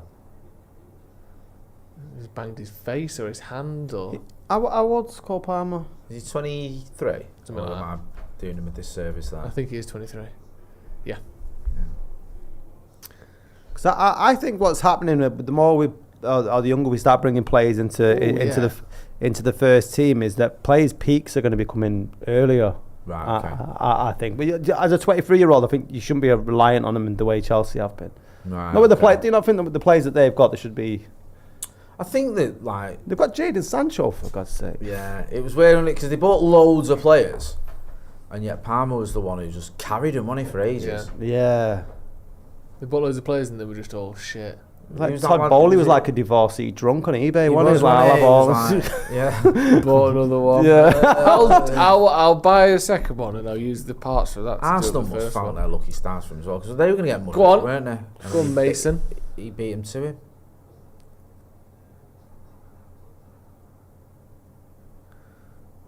That's not a foul.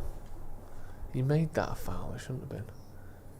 Do you think Chelsea were the first team associated with their owner as much as their manager? Because it was Ken Bates won it before Abramovich. I can't remember John when we were growing up. Jack Walker, I would say. Oh, Jack Walker, yeah, Blackburn. Because they won the title. Yeah. Everyone was like... people forget who won that title as a manager sometimes. You know, when you chat to them, people forget it was Douglas. It was Patrick Keelty, wasn't it? Yeah, it was Patrick Keelty. That's such a random guess.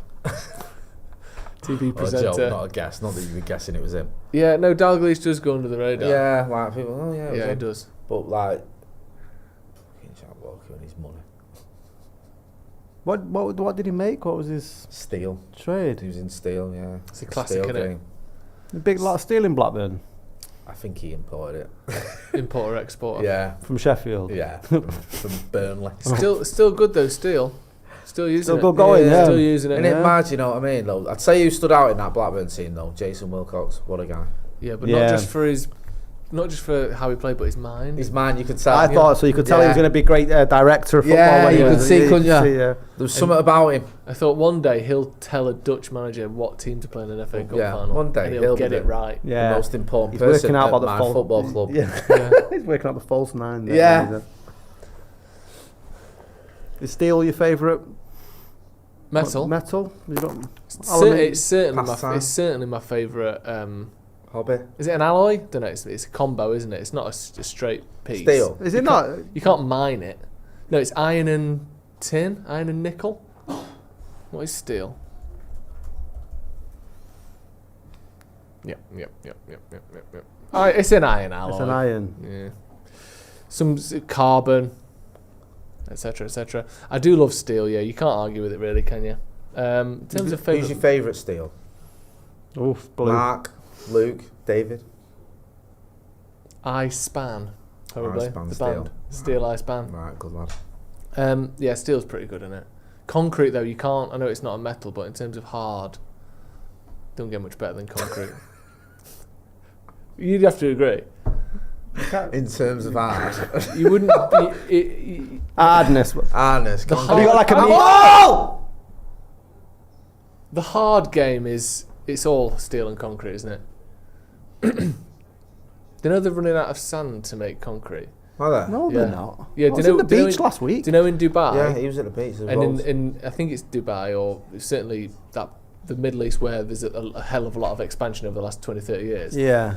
Even though they're surrounded by desert and sand, they have to import like hundreds and thousands of tons of sand every year because the sand that's in the desert doesn't work for concrete because it's too smooth. Wow, So they have to import it from. It's like, weird, isn't it, when you Russia have and America countries and that stuff. sort of that exist on sand that they put these huge buildings on. Like, Yeah. it's like they've never built a sandcastle. They don't last. No. They have like Yeah, in a few years it'll all be Yeah, wonky. they're all gone. Yeah. huge steel rods that go into the floor. That's how they do it. Have you been to Dubai? I've stopped overnight once. I've stopped at in Dubai for like an an hour. airport. I forget how people say. I'm like, technically I have, but on Well, the I airport. had to stay overnight in a hotel, so no, but slightly more than just a That's Yeah. more. connecting That's flight. at least seen some of it. Go on in! Yes! What's that? Maguire. Why are you joking? Oh, Harry Maguire What's again. he doing? Stick him up front on Wednesday. Why is he even there? Oh my God.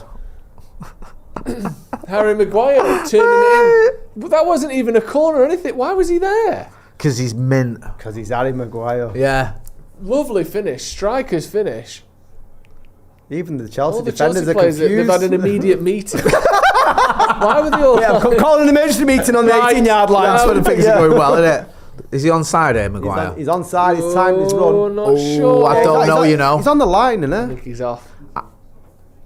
I don't know. I think he's offside. That's a great finish. It's a Finish really that good though, finish. innit, from the boy? I think he's offside. I genuinely would play Harry Maguire up front instead of Højlund on Wednesday. That is a finish, that as really, well. really That's a good great finish. goal. I think he's offside though. Keeper They'll got. go to Stockley Park, won't they? I think last few games of the season just get rid of VAR. As soon as the playoffs start, VAR dead. Yeah, look, Amorim looks Amorim like thinks it's it's offside. offside. It's going to be offside. Stinking. Because who's playing him on? None of them are playing him on. Do you know what I mean? Who's going to be the closest? Is it his arm? 'Cause you can't see where. You can't really see I where. think it's his right knee. Or shoulder. It's such a bollocks. I think it's his right rule. knee. He's offside. Offside. Fuck off. Classic. Still, Still counts. Yeah, it's his name. Oh, it's tight though. It's a tight one. Decision, no goal. Bless him. Lovely finish that one. It was, yeah, wasn't he it? took it really well. Yeah. Sort of on the half volley. But it's like you said. Why was he there? I don't know. We had a corner about like a minute before. Yeah. It must have just stayed up from that, but it Yeah. wasn't straight after the corner, was it? At the risk of conjuring some sort of curse, We haven't really spoke about Onana Let's keep it that way. much for the last month or so, have we? We jinxed him, didn't we?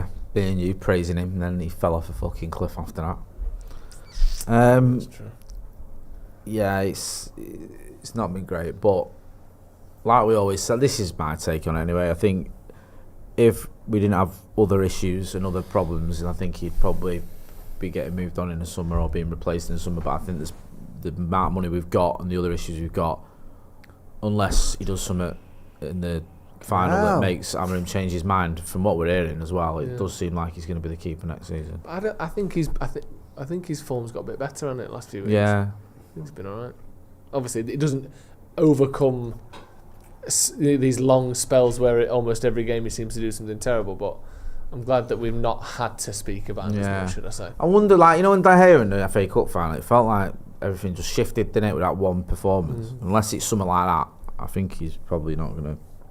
He's low down on a long list of problems. He isn't he? It's just like... you know, we need to get a striker, we need another defender, we need another wing back. We haven't got any dough. We're buying Cunha. Hopefully, yeah. Flaws with a super chat. This is a good point actually about my old shaving your hair down over a few months theory. He says, hate to break it to you, Joe, but when you're in your balding years, you can easily go 6 months without seeing your mates. Sad but true. Patrick Cassidy, how many months for a testimonial? How many months? Like 120? Well, there's Isn't it no 10 years? There's no guarantee though, is there? No, was it Phil Jones who didn't have one? Phil Jones didn't have Did one. De Gea didn't have one? Luke Shaw's 10 years this Luke year. Shaw isn't didn't it? have one. Really? De Gea didn't have one. No. Did he? No, think they're so. talking about we're playing Fiorentina in the summer. Yeah. That's not De Gea's testimonial. It's not though, is it? It's bad that De Gea should have got one. No, he shouldn't have. Do you not think? No. Why? For what for? I agree with you most things. You're wrong The there. first goalkeeper to win Matt Busby Player of the Year, you said it yourself, 4-time United Player of the Season, was one of the best keepers in the world, won the league with us, played over 500 games, certainly over 400 games. Why don't you think he should have? Right. I like De Gea, but there's this revisionism has started already. There's video evidence of you all moaning about him after big games. Hang on, fucking up big time I'm not in revising what I'm semi-finals, finals, massive games, making big mistakes. He wanted to leave. It wasn't for a fax machine. He would have fucked off. Like, I like him and all that, but why did you automatically deserve a fucking testimonial? Because you've been here for so many years. I think the details that I laid out are. It's not, Phil Jones would be on the automatically getting one list. Luke Shaw might be on the automatic. I think David De Gea has done a lot more than just automatically qualified. He played almost every game in those 10 years. Like I said, won a Premier League. He's a good player, and I liked him, but I thought since 2018, I don't think he was anywhere near the list. No, I completely agree with that. I'm not saying that I think he was amazing, all of them, but I think he's done enough for me. If he got a testimonial, I certainly don't think there'd be much of an outcry. Obviously now he would, because it's been 3 years. Yeah, there's been a hell of a lot worse players. Should have got one. There's been a lot worse players. I think it's half sentiment bollocks, mate, to be honest with you. But that's all testimonials most of the are people anyway. that moan about David De Gea not getting a testimonial wouldn't even fucking go if he got one anyway. But testimonials are all sentiment, aren't they? Yeah. And I know they used to be to help raise money and stuff, but Like, I got it when Roy Keane got brought back for a testimonial. I understood that. I wasn't like, why is he getting a fucking testimonial? But this thing about David De Gea, yes, the way he left was shabby, I get that. But the idea that he should get a testimonial, fucking no. He's left. Why? Because he's left, on it. We're going to bring back David De Gea for a testimonial. No, Well, you've been a bit aggressive about it. It's fucking nonsense. Why? Do you know what I mean? Come on. You miserable bastard. Miserable. Yeah. Bringing me down, pal. Hey, don't mention shit, just say. I'm like, what? I'll start shouting. I think it'd be a fair one. The way he left in the end made it so it couldn't happen, could it? Because It was sad the way it he was left, a surprise. right? I thought that was exit. shabby, giving him a contract and taking it away. But I don't think you should get a testimonial. I don't. Do you think Bruno should get one? If he Obviously carries he's got on another few years. another 5 years of this, then yeah, definitely. Interesting. Ooh. So maybe tackles here. Calm down, lad. You've got a game on Wednesday. Luke Shaw should get one. definitely. When he's done 10 years service, when Yeah. he's actually worked. Well, I You think can't have a sick note for like 80% of your time. no. I think if you had how long Lindelof, Fred, and Tom Heaton have been here, they should get one between them. Why would you give him a testimonial then? You'd give Dave a testimonial. I wouldn't give him one now. No, I'm not letting up that. You two would give him a testimonial. Yes. I wouldn't go back. I won't go back now. No. But I think if what you're saying, we should have done. I think if it had When? been, I think if it had been announced in the January that he was going to leave at the end of his contract, and they'd have done one in that summer, I think that would have been absolutely fair enough. With the season he left. Yeah. If you're saying in that January, they said he's going to go at the end of the season. Yeah. Because they decided he was going to go after the last game of the season, which meant that there could never be any momentum. There could never be we didn't even know he was leaving we didn't even get to say goodbye. Yeah. So in the end, the idea of a testimonial felt weird because he'd already gone by the time we knew. I think if they had 5 months' notice and we'd have amped up the legend status a little bit, I think that would have been fair. I think in like 5-10 years' time, he will be looked at as United legend when they're doing the little tours and stuff like that. You're just pissed off because of the FA Cup final. I'm not. No, You on are. the semi-final against Chelsea, or the fucking game against what was it in the Champions League against Atletico. Yeah. Bro, we sat here so many times. The game against Everton, 3-3. It's not just that fucking final at all. We were talking about it year after year, and people pretend we weren't. Oh wow! But he's the seventh. That's all I'm highest saying. You can't appearance pretend maker we for didn't have Man these United conversations. ever. They're all on video. He is the seventh highest. Well, but I don't think anyone's trying to pretend we didn't have those conversations. Yeah, I think he fell off I think a cliff we're looking after outside of 2018, those I think. conversations. That's the issue I have with David De Gea. But he's the seventh highest appearance maker in Man United's history. I think that's something. No, Yeah. it is, but Yeah. this whole we didn't get a chance to say goodbye. Maybe I'm not as sentimental, but I'm not that arsed. No, I'm not particularly. I'm not that arsed either. I just think that. Do you know what I mean? We didn't get a chance to say goodbye. I understandable. get you. People want to say goodbye to him, but I wasn't particularly bothered. No, I'm not bothered. Is he I'm like the just least saying, I bothered think player he that's could ever have left easily had a United? testimonial. You what, sorry? Is he the player that's left United and you've been the least bothered about? No, I know. What Joe said about you didn't get a chance to say goodbye. I get that, but I don't. It just. I'm not saying I'm really upset that I never got a chance. I'm just saying the way it happened is a testimonial never would have made any sense because by the time we found out he was leaving, he'd already left. That's what I mean. I think it was 4 weeks after his last game. We found out 3 weeks or 2 weeks later that he was leaving. Then his contract was up 2 weeks after that. So it would have been weird to have a testimonial. I just think if we'd have had a longer build up, I think that Did they have leaving dues? Like a whip round? Card at so Carrington. cutthroat in football. I don't know. To be honest with you. I hate it all. When you left jobs and stuff like that, you're having a leaving do. I said, no, I don't like it. We're not friends. I know, yeah. Just let me fuck off. He's got sacked anyway, so he didn't get a leaving day. Well, that's De Gea, wasn't it? He got sacked, so he didn't get a leaving do. Yeah, I think he should have walked before he was. Did Ethan have a leaving do? Yeah. Yeah. Did you go, Joe? Mm-hmm. He had some pizzas and that. No. If De Gea didn't get one, you're certainly not getting one. Unfortunately. Oof.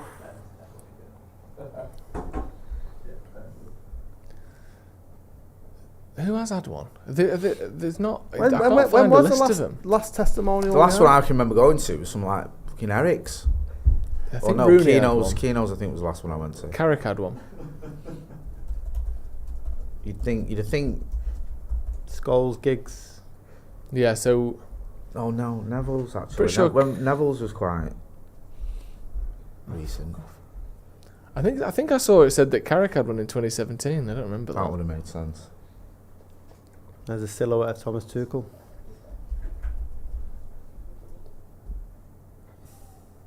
Yeah. The season concluded with Michael Carrick's testimonial on the 4th of June 2017. Who was it against? Between the players of the 2008 double winning side and an all-star team picked by Carrick. One of the greats. One of the great all-star teams of our time. Here's a question for you then. So post-Ferguson, Yeah. which player did you hate to say goodbye and would bring back into the fold now in their prime? In the prime? Well, you can't have Their Ronaldo. prime, of that time. Of that time, yeah. Oh, right, okay. I was going to say, it's cheating to bring back 2008 Ronaldo from 2000. No, yeah. so how they perform for during United. that era, yeah. So 2013 onwards. Give me Zlatan up front. Yeah. In this current United team. Yeah, sure. That's Zlatan that we got in his first season. First season Zlatan. I'll take that any day of the week. First what he season brings to the Zlatan. dressing room and everything. Or maybe even first season Cavani. Yeah. Cavani's up there. Someone like that. I was sad to see Zlatan go. Wasn't sad to see Cavani go though. No, I wasn't either. No, but his second season Cavani was. Yeah. Second season Zlatan wasn't. No, wasn't great. Do you know what I mean? Remember, it was against Bristol City. Like, thought he was done, didn't we? Yeah. But in terms of like, I'm gutted, has there been a player that's left and you've gone, I'm gutted, post Ferguson? Like Herrera for me, I think was probably the. Yeah, that's a decent one. Yeah, a little bit. And Fred. Fred, you love Fred, didn't you? Yeah. Gutted. No one massively, because we've not had to sell anyone we didn't really want to, have we? And we can't sell the dudes. We do want to. I've been gutted the way it's worked out with certain That players. might be a penalty. Okay. Do you know what I mean? Pogba. I'm more thinking like, I don't know if gutted is the right word, but like the way it panned out with Marcus Rashford, the way it Rashford's panned the out, one that's most gutting. the way obviously it had to happen, but the way it happened with Greenwood, players like that, you think, you know, do you know what I mean? I think Chelsea are going to get a penalty here. Is he going at the monitor? No. I don't know. It was a bit sort of in front of him. If this is the Champions League, it's a penalty. I think there's another foul, Joe. Oh, there's another foul before that? Yeah. Oh, right, okay. Because his arm's not out, but it's like What it's was sort it of like? 30 degrees from his body, Oh, and it hits sorry. him like that, yeah. But, by the sound of it, there's a foul in the build-up anyway. Good. Who would you say, sorry? Herrera, I was going to Herrera. see. Yeah. He had that sort of shithousery about him that I don't Yeah. think we've had much of in the team. It didn't feel like he would leave either. That was another one that had like murky goings on, wasn't it? Because he was waiting for a new contract to be offered. Yeah. It didn't happen, and then was it PSG offered him something, Yeah. and then United offered him one. Yeah. Well, he just came, played his 5 years and left, and we never offered him a new deal until It was too late. Yeah. So like you think like, But he seemed to love the club as well. Like what would he be- seems to have the yeah. similar ethos, I thought, to Fernandez in that way. Yeah, I don't get what happened there. Oh, what a pass! Unlucky, almost.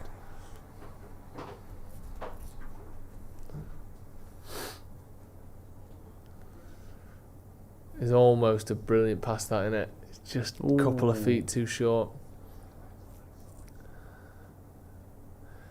Bloody hell.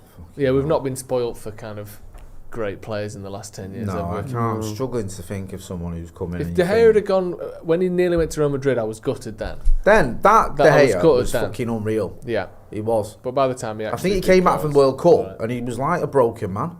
Yeah, it was weird, wasn't it? Don't you used to said it loads of times. but I've never seen you that animated about a player that's gone and No, not. you're on the fucking trolling you are. Me? But this whole like, and I think, come on, man, that weren't what you were saying a few years ago. Yeah, there's no video evidence. That's a foul. Fuck off, rolling around. Roland Garros. What can I say now? Do you think you'd be into the whole kind of carbon fibre faceplate piece? Because it's big, isn't it? It's big in the I've hurt my nose game. That's, to be fair, But then that is a Osimhen's been wearing one for like 4 years. I know. Has he just got a bad nose? I remember like Gazza wearing one back in the day because Lazio said he had to wear one for England or he couldn't play because he got his cheekbone smashed. Cheekbone. And it was like they said if he's going to play for his country, he's got to wear that. Mm. But then like now it almost seems designed, doesn't it? Yeah. What happened to just like disfiguring your face for the cause? Steve Bruce style. Yeah. Steve Bruce, Steve didn't Bruce wear has a still face got mask. 3 noses as Yeah. a result of his career. There's the picture we've got through there. He's like he's got one nose that goes off into his eye, and then a second nose that comes down the side of it. And that's Is just it like a 'cause he's compass? fucking It's like northeast. Yeah, the northeast, like literally, and you think that is what people used to do, innit? Yeah. No teeth, 3 noses, just fucking going for it. Now everyone wants to look all nice. I'd be even surprised if they've got problems with the cheekbones. It's just like to keep the skin fresh. Yeah, to be fair, I'd definitely wear one if I broke my cheekbone. I wouldn't be Steve Bruce. Would you go for one of these black ones? Well, I think I'd probably go for a clear one Fucking hell. because I think with my skin tone, I would Yeah. look like I thought I was fucking Zorro or something. Yeah. You know what I mean? I think You should get a black If one you- and a hat. yeah. with a feather in it. I think if you've got white skin, I think you have to go for the clear plastic one, don't you? Because otherwise I look like a fucking super twat. Yeah.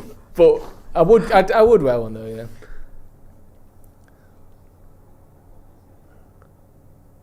Go on. Oh, that's a dangerous cross, that. Who was that then? Don't know. Good Casemiro. block, Well done, lad. Casemiro hole. Would you wear a gum shield if you're a footballer? A gum shield? A handful of footballers wear gum shields. Really? Yeah. No, I wouldn't. I think that would sort of put me off. Remember the snood phase that everyone was going Yeah, like Carlos Fergie banned it, didn't he? Yeah.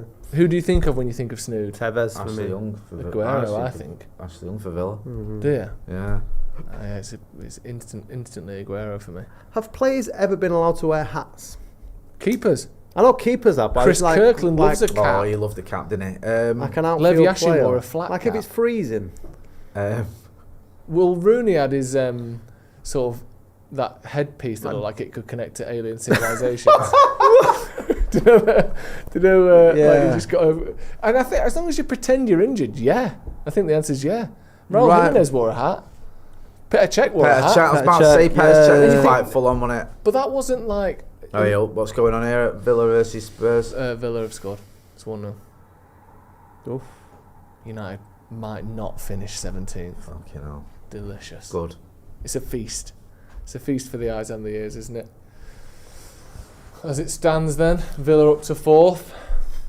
Chelsea down to 6th. Can City not make the Champions League? Is that a thing? If Chelsea and Villa win, yeah? Absolutely. Who've City got? Do we know? They've got in the, I know they've got the FA Cup final. Sorry? They're not easy games, then.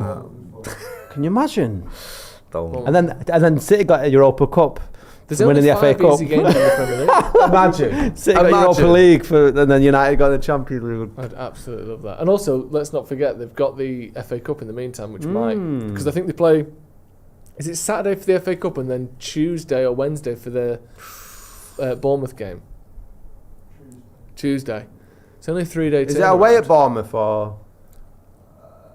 I don't know. Now you're asking. Now you've gone too far. Oh, sorry. At home. At home. Fucking hell, ref. They'll stinking win it, won't they? It's so annoying that they went through that horrendous fucking run and they're still probably going to get it. Stephen Howson tweeted before. Oh, It might be worth a discussion though. What's he said? He said, "Just play Maguire up front. Fuck it. It isn't a lack of service. It's a lack of movement. Clear. Obviously, we're not going to put Maguire up front, full time. But do you think there's an argument to be made that putting him up front for the last 20 minutes of games, he has scored from that position before? Yeah. Do you think it's something we could see more often? Should see more often, especially while Xerxes is injured? I think in a cup game when you're desperate, it's it's okay. I get it. I understand it. I don't really see it as a sort of a normal option, if that makes sense. Yeah. I think obviously against Leon it works, didn't it? Because certain players like Fellaini would do it sometimes. Yeah. McTominay would do it sometimes. I know it's yeah. different. We're Yeah. going further and further back here, but he is clearly a threat. I mean, he threw the kitchen sink it, didn't he, against Leon, and it worked. Yeah. And it was, well taken goal, good ball as well. If we on Wednesday night, if we're 1-0 down with 5 minutes to go, I think we'll always just be saying, just fucking stick him up there. Every time I think about the final, I literally have a wave of feeling sick. Really? I'm really, really worried about it. Who's that down? Hoyland, isn't it? You can tell just from his stance. Well, not stance. How many? What's Hoyland and Maguire scored this season? What's the comparison there? Seriously, if Maguire scores that goal that's was disallowed tonight, they must be equal. I don't think it's that close. Surely. No, it's not. I think it's just Maguire's got the more important one. He's scoring at the business end. Hoyland scored 6 on it in Europa. To be fair, Hoyland scored 10 goals this season. That's what in I mean. all competitions. Which I know isn't good enough, but it's 6 in the Europa. It's the first notch towards you are a striker. Do you know what I mean? Double figures is the first stage of, are you a striker? Double figures maybe. And then I think 15 is like, okay, 20 is a decent season. Yeah. And then I think anything above that, 30 is fantastic. Maguire's got 4. The goals that Hoyland scored, Yeah. how many were them in one game though? Did not bag a brace in a couple? Do you know what I mean? I don't know. I don't know. He scored against Bodo Glimt, didn't he? He scored against I'll tell you Leicester. now, actually. So he's got 6 goals across 4 games in the Europa League. Not obviously he's played more than 4 games, but his scoring. He's had 4 scoring games in the Europa League, So and in the Premier League it's all 1. So he's scored 10 goals across 8 games. So he scored in 8 games across the whole season. Yeah, which obviously isn't good enough, but it's not. It wasn't like he scored 5 in 1 and then hasn't. It's not good enough. Obviously. No, it's. I agree with Steve Alson. I'd bang Maguire up front. I don't think. What like now or like 60 minutes gone or something. When would you activate the Maguire button? When would you press it? In this game, just because when you actioning the Maguire protocol. The Maguire protocol comes into action about the 70th minute, I think, just as a tester to ahead of Wednesday. Right. Okay. To see if he's got it in him. See, I get your point, right? Can you imagine the confusion though, Jay? Jay, do you know my big worry with this, right, is I understand your point, I do. I worry that we are going to need Højlund on Wednesday, and I just think this is just like, you're so shit with sticking a defender up front. Do you know what I mean? Like, you bring that on yourself. That's what I mean, like, I know, but like, I just feel before Wednesday, part of you thinking's got to be getting his confidence or not destroying what little confidence he's got left. And I think if you like 20 minutes at Stamford Bridge, you're going, fuck it. At the minute, there's a fire with just the tiniest. It's like a dark orange. It's almost out, like little ember. Yeah. And if you put me, Maguire's just a fucking bucket of water. Just piss on the fire and sell it. That's what I had to. Just get out. It's already out. No, but with some dry moss. And some good breath work. Get it going. Right. No, John Moss. We're not here to sort of pander to confidence and feelings. I want him to be useful for Wednesday because I think he'll probably play Wednesday. But my only worry is if you go, you can come off, stick Maguire up front. Is that gonna? Yeah, but he can just say to Højlund, "We're just taking you off to rest. We need a rest." Right, wink, wink. If he's after 60 minutes, you'd have to word it loud. You'd have to say, "We're taking you off just so you don't get injured." So good, Indonesia. I'm going to throw Harry up there, and if he bags a hat trick, you don't get on the flight. We could easily lose this game, obviously, and we probably will. But I feel like that's the new preview. That's going to be the title of the new preview. We could easily lose this game, and we probably will. But the last handful of times we've played Chelsea, I said it, I think in the preview, I've genuinely thought these don't look up to be like a Champions League team. These look like just as good as us, if slightly better.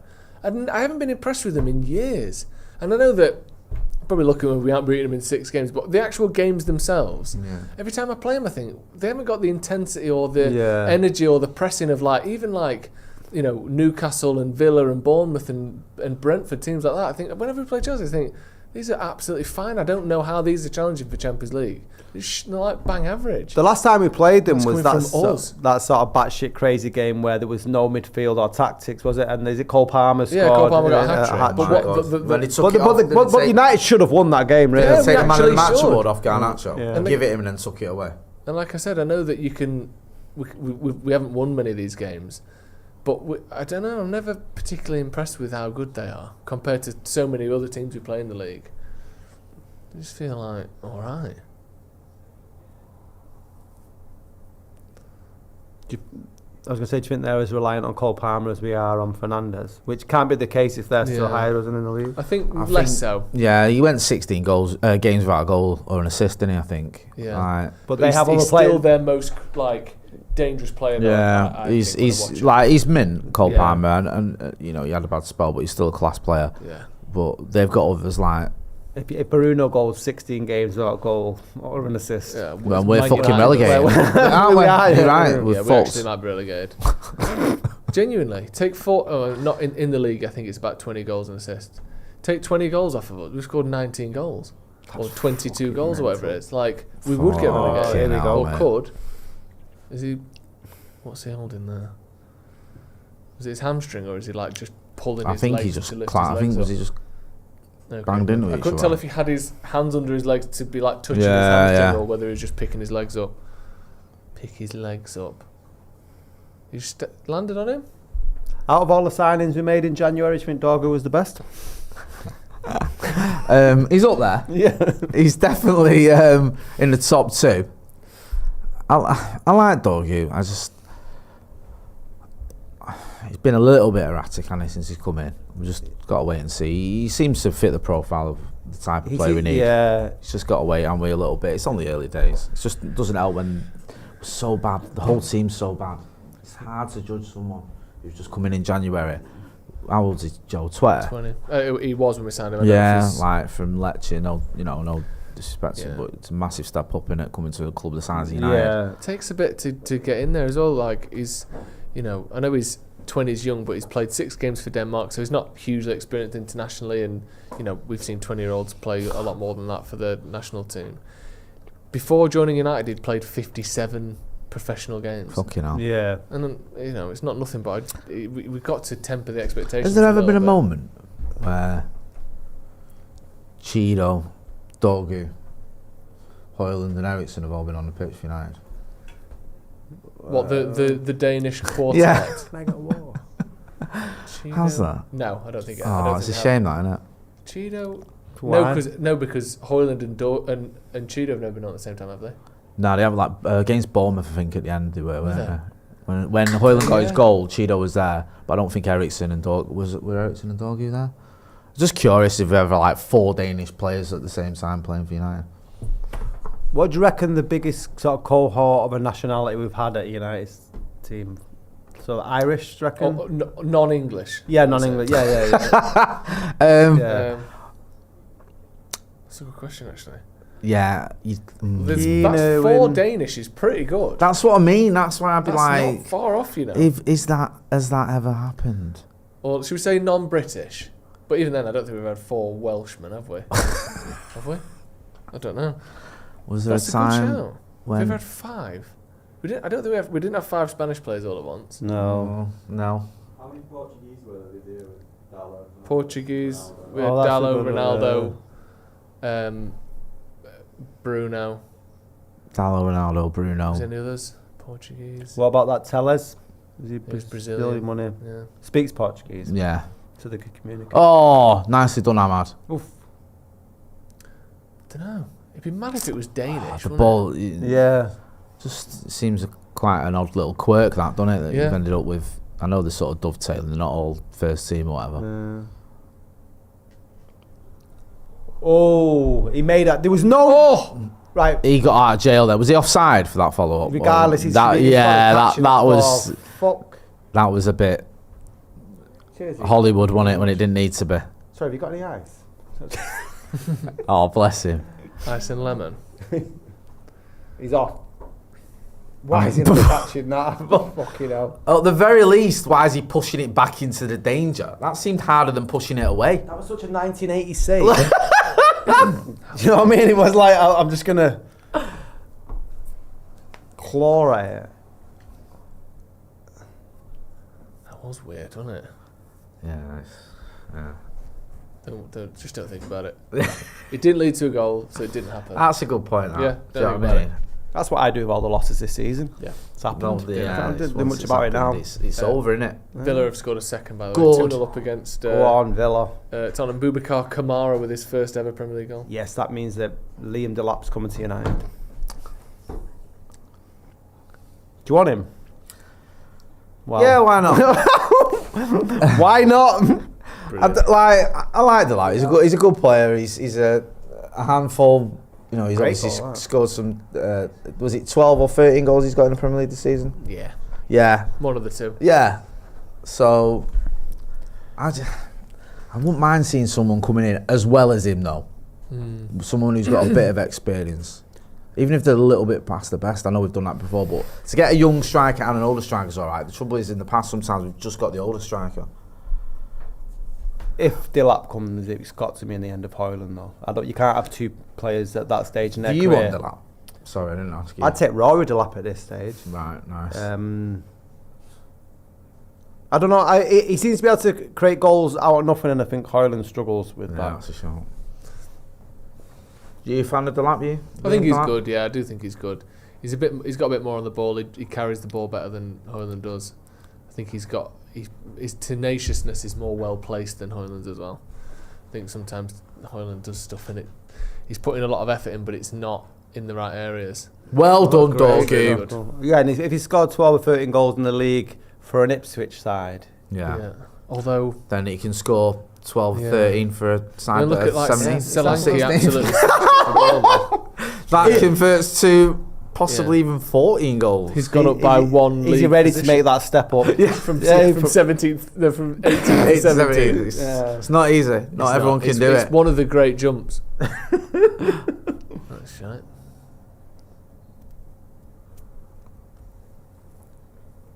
Quite an interesting haircut, isn't it, that Cole Palmer has?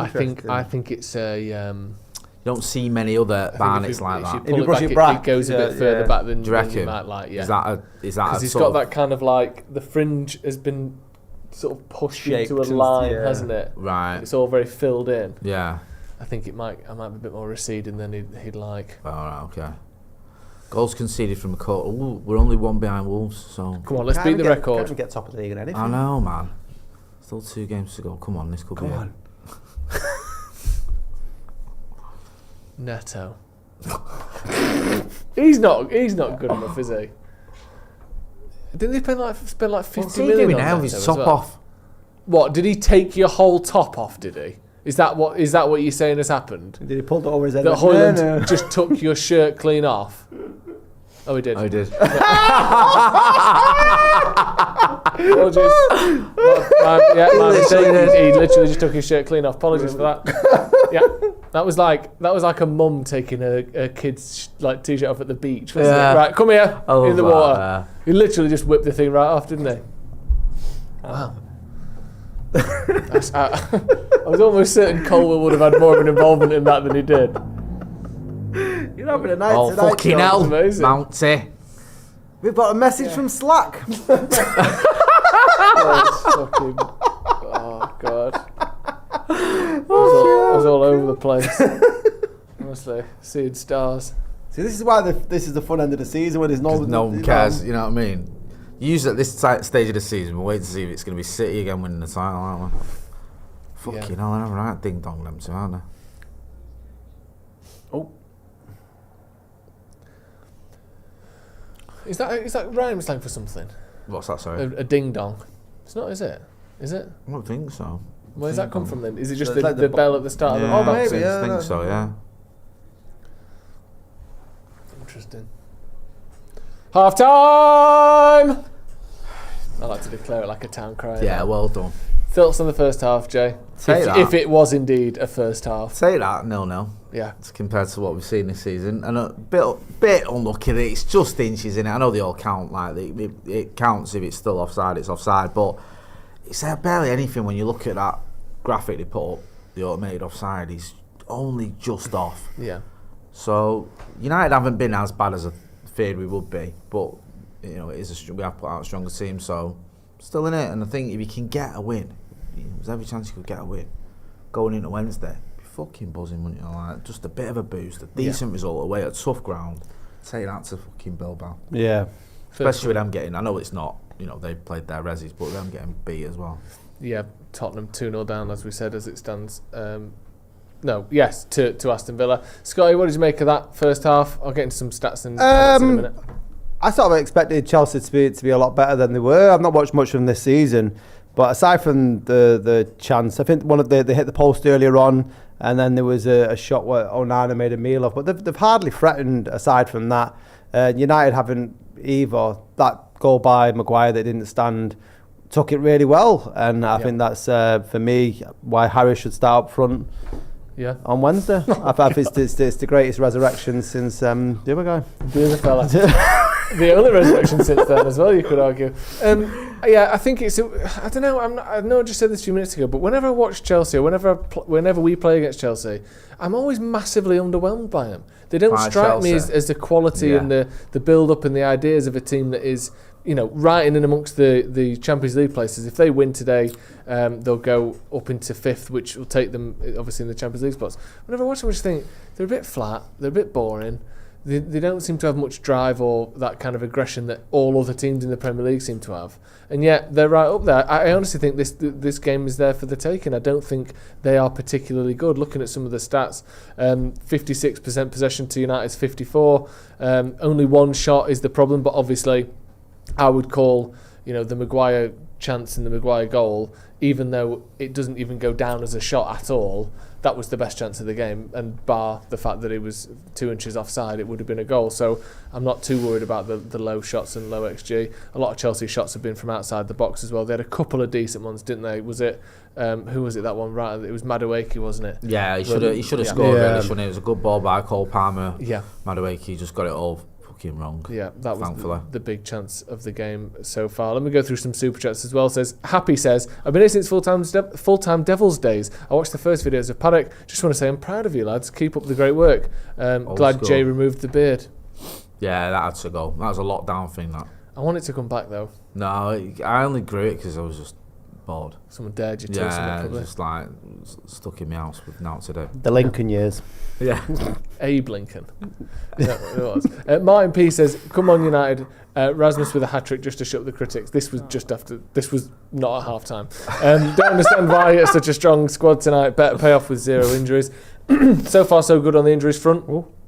Which we're obviously all very happy to see.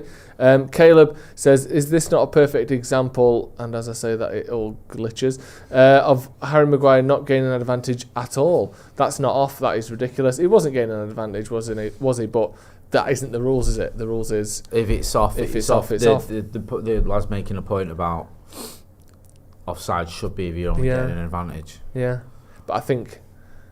Yeah, it's hard. Then it becomes completely based on the referee, doesn't it? I think keeping it as objective as possible. I feel sorry for him, man. It's a shame. It's like you can see sort of held his one.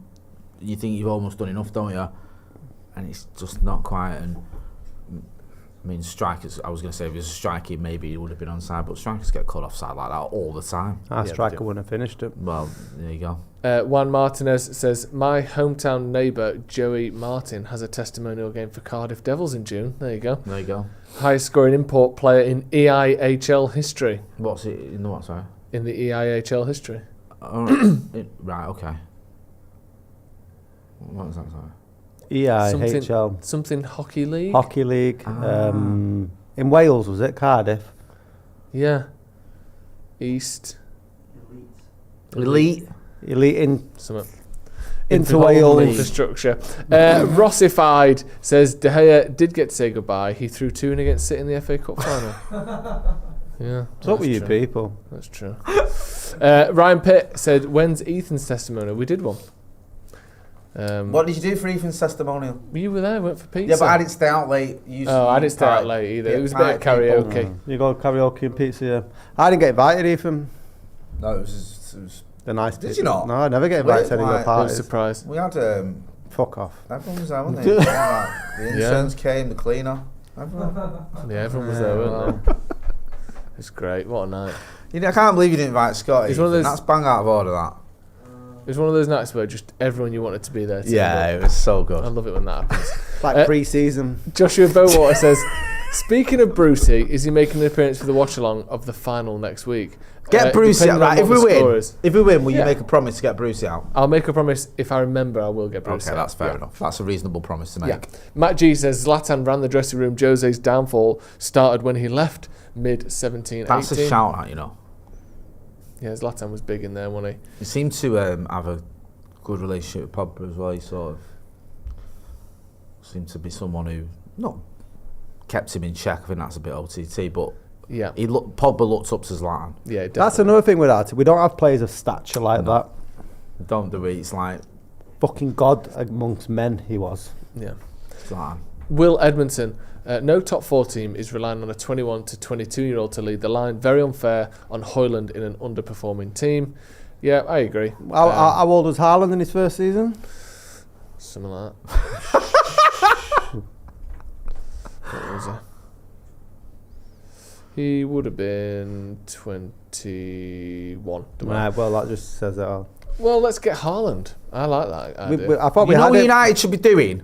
You know what they should be doing, but we won't because we're fucking shit. He's going to Bayern and getting Harry Kane. Let it go. No. Okay. But isn't Honestly. Let it go. Just fucking make it happen. It'll be 32 at the start of next season. Is Yeah, that not a get bit 2 old? seasons out of him then. You're not getting Just 2 seasons out of him. Get 2 seasons out of him, right? You will. And then in the meantime, a 22-year-old can rotate or learn from him, and then you're ready to go. Rather than waiting another season with another striker, which is what we're going to have to do, to find his feet, and then hopefully stick with him. Højlund's had 2 seasons. His first season did well, and his second season, everyone hates him. We haven't got a pot to piss in. How much do you reckon it costs to get Harry Kane? The same as probably you're going to pay on Cunha and Delap. Exactly. What, for combined? Yeah, Oh. probably something like that. So you'd rather a Harry Kane than Cunha and Delap? If you gave me a choice, could you get Harry Kane over Cunha? That I'd probably take it. Really? Yeah, I You're would. off your I fucking would. head. But I think you could do both. I genuinely think you could. Rashford for Kane. No. I think you could. I think United could go out in this summer and spend 170, 160 million. Oh, really? Yeah. You've been I think cooking we the could. books. No, I think we could. I think we could. It's not like beyond the realms of possibility. United could go out this summer and spend 160 million quid. They've already, without sales, got the money for Cunha. That's without any sales, and everyone's told us that. Yeah, but they've that's already looked at the lap without sales and got the money for him. So there's no way United. We don't know also as well with Cunha, that money is regardless of whether we get in the Champions League. I know we might not, but if we got in the Champions League, there's 100 million quid United didn't have before we bought Cunha. So why couldn't we go and spend that on Harry Kane? Or a big chunk of it? That's a good point. Do you think he would want to leave Bayern? I don't know, I just, listen, there's almost zero chance of it happening, but at least fucking ask the question, do you want to come back to England? Do you know what I mean? That's what we should be doing. The way we'd get out of this mess is with someone like that. Do you know what I mean? If he came in, the whole fucking dressing room would change. The whole complexion of the team would change. Is it because because- you're looking at, no disrespect to Liam Delap, I like the kid, but you're looking at Liam Delap leading line, look at Harry Kane leading line, it's completely different. People would fucking like sit up and take notice of you again. Is it because it's Harry Kane, or would you take another sort of elite or recognised striker? My issue with Harry Kane is the age and spending that amount I of think money you on could get. He'd want a shitload of money. I know. Yeah. He's probably on a lot, wages. isn't It's he? probably never going to happen. It's a fucking pipe dream. I get that, but I honestly think Harry Kane's got another. Even if he had fucking 18 months, do you know what I mean? Even if he had a good season, like a Van Persie. yeah. effect. Even if he could come in, just someone who could. You know what you'd like? One of them signings that'd fucking lift everyone. And it'd be like, right. And then on that pitch, when you're seeing like players fucking with their heads down, just trying to get the shot off. Nah, they wouldn't be doing that if Harry Kane was fucking up there. Yeah. Fair enough. I just don't think it'll happen, to be honest with you. It's fucking pie in the sky, innit? Jibak says, can we not bring on Vital to replace Højlund? Is that the goalkeeping The coach? goalkeeper coach. The one that he said he would rather pick him in the squad Yeah. than Rashford. The Fucking hell. 67-year-old, or whatever he Mate. is. Dave Robotham says, if we lose the next 2 games and win the final alongside City losing a game or 2, do they get Europa? Is it still fair? Is it still all to play for, or what? What? If we lose the next 2 games Yeah, and win the final yeah, alongside City losing a game or 2, yeah. do they get Europa? Is it still all to play for, or what? I think he's trying to celebrate the fact that we may be in the Champions League. they're only in Europa. yeah. That'd be great, wouldn't it? That's the absolutely perfect ideal. ending to this season, I think. Yeah, imagine that they finish 6th and we get Champions League. That'd be unbelievable. Yeah, I'd throw a barbecue for that. Yeah, How do you think, if we get in the Champions League, how do you think we'll go? battered? It depends on the draw, doesn't it? I suppose. Is that new format? The Yeah. format? Yeah. I will win it. If we get Harry Kane, Yeah, I bring agree. back De Gea. Yeah. We'll lose every game 3-4. And even Anthony can score past De Gea these days. George Hall says Maguire up front is honestly a better option. There we go. Start bringing in But then t-shirts. also, then who you See, playing this at the is back? where we're on, Harry- right? Harry for Thing is, striker. right? Well, there's a good chance as well. Rasmus Højlund's going to be playing a lot of games next season at United. God's sake. Like, you just made the case there we haven't got any money. It's a So very it's strong Cunha possibility. and Delap then. Who's your other striker? Rasmus Højlund. Ober. I like Cheeto's good, Ober, Cheeto. yeah, but I don't know if he's, is he going to Too soon to leapfrog lead in there. Rasmus Højlund? Is that it for Højlund? I don't know. It's got to be that. Højlund's had enough chances, man. Rune says the system doesn't work. Ahmad gets the ball back and is alone with Højlund versus 5 Chelsea players going forward, Casemiro and Bruno down with the centre-backs doing fuck all. There is definitely times we saw with Ahmad trying to play out and there's just no one around him. That is an issue, for sure. Dorgu and Ahmad, take your man on for fuck's sake. 2 negative. That's from Steve Doyle. Discombobulate says, yeah, I'm done with Højlund now. Offers nothing. Sucks because I really wanted him to do well at United. I don't think you need. Personally, I don't need to be done with someone. If he starts playing well and turns it around, then I'm happy to accept him back at any point. I think at the minute he's just not very good, is he? And if they decide to sell him, I won't be shocked. But I'm not sure we'll be able to. Like you said, Jay, I think he'll end up playing a fair few games next season, Højlund. Unless we go out, and I know we've all said it, unless we go out and get 2 strikers, I think Rasmus Højlund will end up staying. Yeah. I mean, my not ideal, but I think a workable scenario would have maybe get the lap and someone like Jonathan David because he's on a free. But I don't know if that's going to happen. Yeah. And I won't mind that. Yeah. I still. It's not perfect. It's just kind of move you make when you're 16th and you got no fucking money. If you're Højlund though, and United are buying 2 new strikers, and that means you're potentially moving down the pecking order. No, that's what I said. That's always I can see Højlund going. All right, yeah, because he does, because he's going to go from leading United. Yeah, to potentially if you bought in 2 strikers, I think, and then if Chido's your 3rd choice, then maybe he gets 10, 15 games, whatever. It's quite all right. That might help in the lad's case anyway, taking him out of the limelight. Yeah, maybe. I don't know. I just worry that I think next season, we are, unless we go out and get 2 strikers, I think there's still going to be a few issues there. Yeah, let's go for a wee. Will Edmondson says, yeah, I remember that underperforming team that Haaland joined. To be fair, it wasn't underperforming. Saeed Mohammed says, Abu Dawda says, any good number 9 would have been where Maguire was. We used to say we don't create enough last season. What's the excuse this season for Højlund? I think we create less this season than we did last season, but I don't think obviously it's not all just on the fact that we don't create enough, is it? Clearly not. Clearly, Højlund isn't a fucking top striker that doesn't get any service. Can you see? Surely do you think there is a chance he could turn this around? Do you think this is? Do you think we're seeing the worst version of a good player? I think we're seeing, or are we seeing someone who's just lost his way? I think the problem with him is that he's never going to be worth what we paid for him. Yeah. And I think fundamentally that will cut his United career short. I think he's never going to be a 70 million quid striker. And because of that, he'll have to leave at some point, is my honest thoughts. I think if we'd have spent 40 million on him, he could just be a 40 million pound player. Like, how often do you hear people talk about Victor Lindelof's price tag? Have you ever heard anyone mention it? Because it was 30 million. If it was 60 million, he would have left by now. Like Rashford, I don't think it's a coincidence that he's had bad seasons before, that the time he has to leave is 12 months after signing a 350 grand a week deal. Yeah. You get to a certain point, whether it's your wages, whether it's your transfer fee, whatever, that if it's not working out, you can't just stay and be on the bench.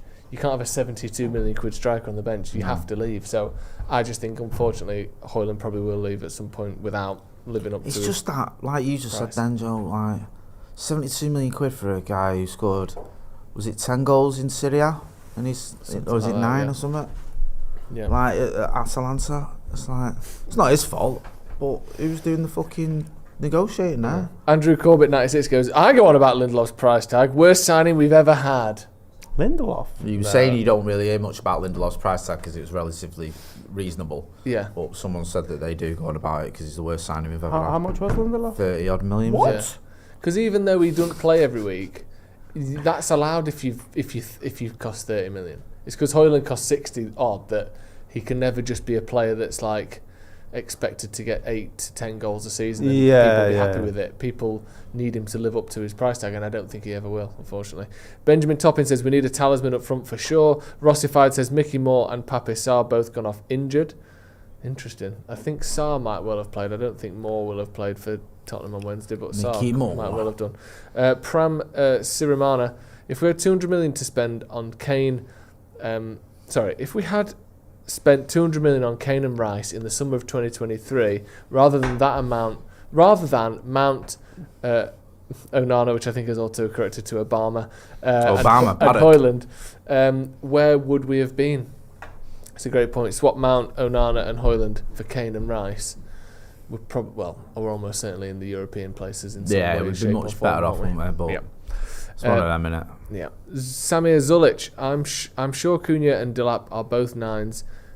Mount, Mainu, Ahmad, Xerxes and Garnacho will be 10s with Fernandes at 6. Cunha is very versatile. I do think you could see him in a couple of different areas for sure. He might end up having to play there, innit? Yeah. Right, second half kicked off, as you can see. He's got a bit of bite in him as well. I like that, that. he's fucking... Bit of metal. You need a bit of that, don't we? We're missing it. He's mugged us off for 30 mil for Lindelof. Benfica. Well, that's some business, that, isn't it, from them?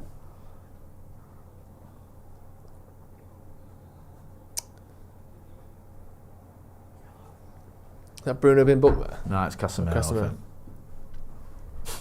I bet it was great when Woodward was sort of buying players around you. If you're another club, Love it, wouldn't you? Yeah, Love yeah. it. Like, let's see how much whatever you can you get out of him. want. So giddy when you know he's arriving. Yeah. Meet with Woodward. Ed Woodward's here, yes. Brilliant. Going in like Lindelof, where we want 60 for him, and like no. No.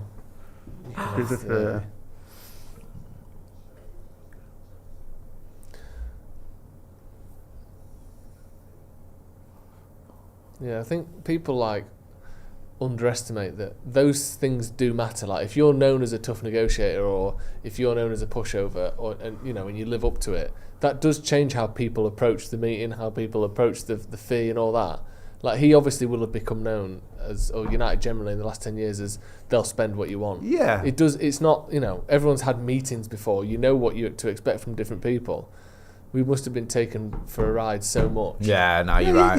We set a precedence for ourselves, and once we've done that, it's so hard to sort of go back. Yeah. I think that's one thing that Ineos can do, is like, to know when someone goes to uni and they just change how they dress, look, and the music they listen to, because it's a clean slate away from everyone they used to know. Yeah. Like with Ineos coming in, we can go, it's not the old Man United, it's the new Man United. Like, you can fuck off with that. And I think that's one benefit Ineos have, is everyone's new. Yeah. And we can set the bar. Instead of paying these prices, we pay this, or it's no deal. I think that should be a massive benefit. The wage structure as well is another when it comes to sort of negotiating new contracts is another thing. Because again, that's caused us problems when players are on such high wages, and you've got this issue with the moment. I don't think it'd be a problem long term, but Mainu negotiating what he wants. Like if United go, well, we'll bend to you wanting 200 grand a week, then everybody else that comes up has to sort of go along the same sort of scale. Well, De Gea was an obvious one. Don't start it again, Joe. Where what was it? Sanchez was on something like 350 grand a week. Yeah. And De Gea was like, I've won fucking Player of the Year 4 of the last 5 years. 4 out of the last 5 years, was it? Yeah. Yeah. So no testimonial. We gave him 400 grand, but we didn't give him a testimonial. Fucking hell. But so then it's like 400 grand a week's not enough. He needs a testimonial. He was going to give it to kids. What was that? Hey, like Gary Neville did. The testimonial. You're verging on what's he called? Stan Collymore type criticism there. What? Is your 400 grand a week not enough? Yeah. Maybe he wants a testimonial, Joe. You know. Maybe that would mean a lot I'm to just him. gutted we didn't get to say goodbye. That's all. No one said that. No one said that at all. But yeah, I do think that the wages thing is big. De Gea leaving is that's another one. That's why he had to leave as well, because he was on so much money. Well, they offered him a contract that was less than his contract now, which you can't do. No, you can't. So he had to leave. I think Casemiro probably won't now, but he will leave next summer. Sancho is on a lot. Rashford's on a lot. They're all going to leave. Yeah. And all of a sudden, when now he's Mainu's. This is becoming a farce, by the way. What the fuck are they arguing about? What are they doing here? What even happened? Because Bruno got smacked in the face with a ball. And they were all like losing their minds about it.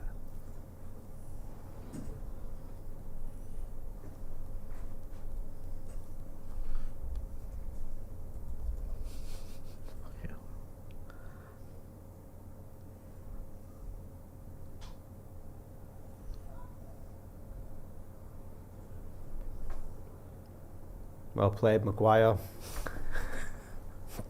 My striker. Oh, striker, left back, right wing. Do it all. Who's been better value for money now? Fitz Lindelof at 30 million, Harry Maguire 80 million. Maguire's got us to a Europa League final. Yeah. Lindelof lost us an FA Cup. Maguire's been a better signing, definitely. Yeah. And no, I know he's been a better signing. He's better. yeah, but I mean, pound for pound. Would you say all of Maguire? it included in Maguire. Yeah, I'd agree. To be fair, because he's been a hell of a lot better than Lindelof as a player. Lindelof, I thought, had a good spell. Sort With of Maguire. Jose, Yeah. Ollie, yeah, so they were that good. sort of era. But he's been. Go on, Ahmad. Go on. Go on! Oh! Fucking hell, Mason Mount. He's got to man. bury that. Hit the target. Yeah, he's got at least at the target. Yeah. It's his left foot in it, but even so, it shouldn't matter. Brilliant by Ahmad. It's got to. He's fucking well wide as well. Yeah. His foot's open too wide, isn't it? Yeah. It's Thing is, it could have gone anywhere if he just yeah. wasn't as wide. If it's one of them, it could end up Goes in the anywhere. crowd, Yeah. Because of the way that the passes, he that was don't a get a foul. chance to like set up properly. He sort of has to hit it with his running leg rather than like planting his other leg and hitting it. So, like you said, it could have hit an ankle, a toe, or anything. Unlucky. 2-0 He could Villa. have done him, Ange, even if they win on Wednesday. Yeah. Chatting to a Spurs fan today, and he was like, I think he'll probably still end up going. Yeah. Fucking hell. Who do you think they'll get? They'll I'm probably not get sure, someone yeah. from the Bundesliga. That's Yeah, I got a think fun so. style of play. Is there anything in this Ten Hag to Leverkusen thing, or is that just nonsense? Yeah, I think Laurie Whitwell said that he's on the short list. Yeah. I wouldn't go there if I was him. You wouldn't? No. I think they're it's gonna sell all the their best little players, yeah. bubbles burst. Yeah, It's massively. like they've had the good spell now. Yeah, I that's what I think. Yeah, I think you're right. I'd wait for a... This is the thing, innit, now, you post-United job. Yeah. Do you know what I mean? Because if this one fucks up... Yeah, then all of a sudden... Because I think you get a bit of a pass at United, because you go, well, 2 trophies in 2 years, and also United are a fucking mess. People kind of forgive you. Yeah. But if you go like, say, United fucking get sacked with us in bottom half, whatever, Leverkusen end up getting sacked from there, then people go, he's not a good manager. Yeah. David Moyes, the most successful post manager afterwards. What, sorry? I don't know, mate. I'll try that again. Post-manager. Post-manager afterwards. Successful career post-United. If you want to do it that way around. Yeah. I've been watching Star Wars. I would, yeah. Yoda, innit? I would argue that from the very small sample size, you might be right. Well, he won a European Cup, didn't he? Yeah. Yeah, the West Ham... I'm trying to think... Because Jose won a European trophy, didn't he? He won the Conference League. Also, he won it with Roma as well. Yeah, but I think winning it with West Ham is better. Yeah. Yeah, they're only ever European trophy. Yeah. Is that right? Did he win it, Jose? Yeah, he did, and then he Yeah. lost the And they final. lost the They won final. the Europa And League then got Europa to the Conference, Euros, and then lost the when he assembled the troops at the airport for Andy Sailor. Do you remember? Yeah, that was Or he it. rallied the troops. But yeah, I think winning a trophy with West Ham is harder than winning No, I with agree. Roma. I mean, who else is there? Van Gaal. International. No, I don't know. They did all right for a bit. Ragnick's done all right at Austria for classing him. Yeah. I thought with Austria though, they were smashing away in the qualifiers and in the group, and then in the knockouts, he just had a bit of a stinker. Ollie's doing all right. Oh, he's doing well, isn't he? Yeah. I think you're right. There's not many to choose from, is there really? We've not had that many managers because we're so good. No. Did you see the Jose press conference this week? Sorry. When one of the journalists asked Jose, said, "You've picked 35 times a season. You've not played the same 11, so it's different 11 every single week." Yeah. And he goes, "How do you select? Is it for the opponents, Oh. or is it injury based?" And he goes, "Well, basically, I just get a load of numbers and throw them in the air, and wherever the ones that land on the table, they're the ones that I select." And I spend my nights in nightclubs.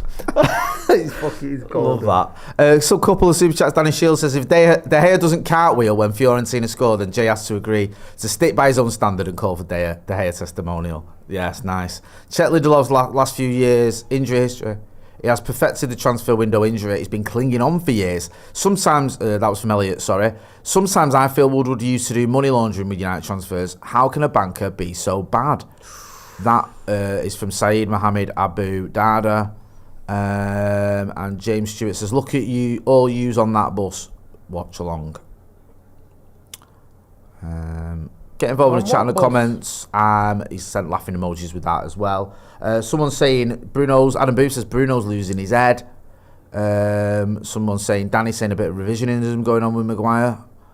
Can you have revisionism with him while they're still playing? Danny, no, I think with the argument. Sorry, revisionism on Maguire, who was genuinely crap, cost us consistently, as opposed to De Gea, who's player of the year 4 times, arguably best in the world. There was no listen. So pre-2018, David De Gea was fucking unreal. I just think Peter post that he wasn't. Hence the reason at one point Dean Henderson was keeping him out. Dan United 94 says new Woody J lad. It's an old one. Oh, United could be in here. Hoyland. Oh no. Yeah. Someone says wake up Hoyland. I can't. United says I can't watch Hoyland anymore. YouTube says what the fuck was Hoyland doing there? No brain. I don't know what he was doing. Matthew Wynn says he's actually wank. Sorry. Do you know? Wank. I don't think wank gets used enough. I get a bit sick of criticising people.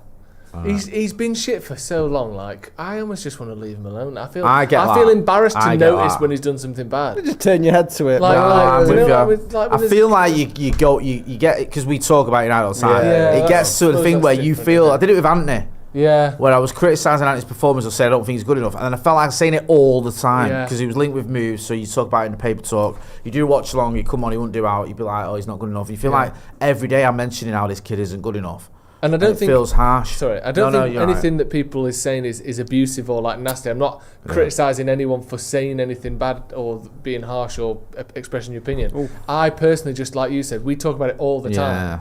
I feel like if it was someone in front of me and I was constantly berating him and saying how bad I don't know. I feel like we know he's really bad at the minute. It's feel a bit weird. It's really bad in the stadium. I bet it is. I bet it's absolutely fucking dire. Because where I am is quite vocal anyway. So I thought maybe it's just me, but my missus was in the other end of the stand, other end of the ground last week with my daughter, and she was in like the posh bits. They had tickets. Picky tea and that. Yeah, nice. No, not a free tea, just comfy seats. Them ones that you can sit on. Yeah. And I know. Doing all right. Posh bastards. And she said it was horrible there. Really? Towards him. And it's, you don't like it, because you want to get behind him, but you can't. We're not MUTV as well. You can't just lie. No, and I'm not. Yeah, I'm not trying. That's what I mean. I don't think on an individual level, any comment I've seen particularly has been like, hang on a sec, what are you saying that for? I just feel like I'm, don't know, going up to the kid with no mates, calling him a loser. I feel don't know. The other way to sort of look at the Hoyland situation is that we could abuse him so much he gets good. Yeah.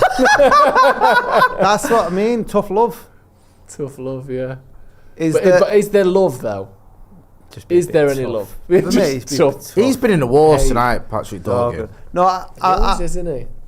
I think he's in a bad situation because we don't have any other striker. Like he would have been taken out if Xerxes was fit. He wouldn't be getting this amount of games, so therefore he wouldn't be missing the amount of chances and might be taken out the limelight. Yeah, and it would have started. It wouldn't just be now either. It would have started, at the end of last season he would have been taken out, and then he'd have had a few games at the start of the season. Then he'd come out and maybe just played in the Europa where he got 5 goals, and it would have been Got to be. It's a long time coming. Him not playing every week. You got to be worried if you're Ruben Amorim.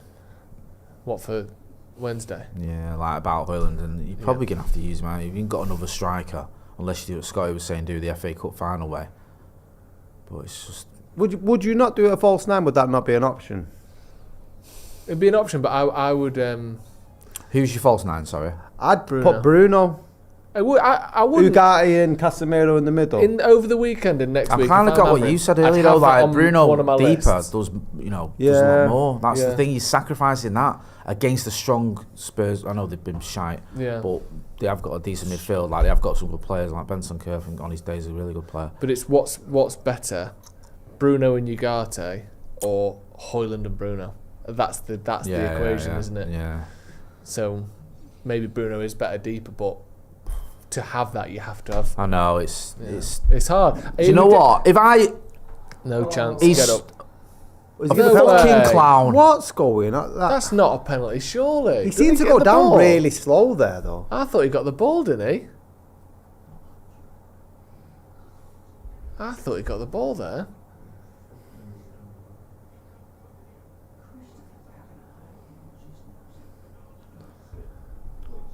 Let's I have a thought he look. got the ball. He does get the ball.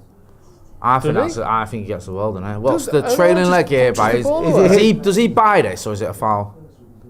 He punches No, the he ball hits him. away. He hits his. He pulls him with his legs, I think, first. I'm pretty sure. Does Onana Watch. not just hit the ball away? There. Yeah, what are we talking about? Yeah, it's not What's a the foul. problem? It's not a foul. Onana slides in, slaps the ball away. It's fucking no way a penalty. Dive that. Like, look, he just slaps the ball away. There. Obviously. Isn't he? Yeah, it's That's what not. It's not a That's penalty. not a penalty. Nowhere near. He does There. well on it. Look, slap. Touch the ball. Ball changes direction. Yeah, no penalty. Of course it's not. Yeah, you stupid. Yeah, I Yeah. saw that from here, you dickhead. Although, to be fair, I probably had a better angle than he did. When I first saw it, I thought. I thought he'd got a touch on it. Doesn't help that it's so Nana and it's got like a way Yeah. about it. You think, oh bloody hell. There, he gets the Like ball. a clear, full hand on the ball. We don't need to take too long here, ref. There, look. He fucking just slaps it away. He's been You sent need to the show him screen, the other there's no angle way. as well, because like so you can clearly see. I mean, to be fair, you can clearly see there. Yeah. He hits him. I think he might touch his leg with his arm after he hits the ball. He does. Like There's a- there, he hits the ball. But No, actually, even you then, know what? don't I think that might be a booking. No Book him. penalty. Woo!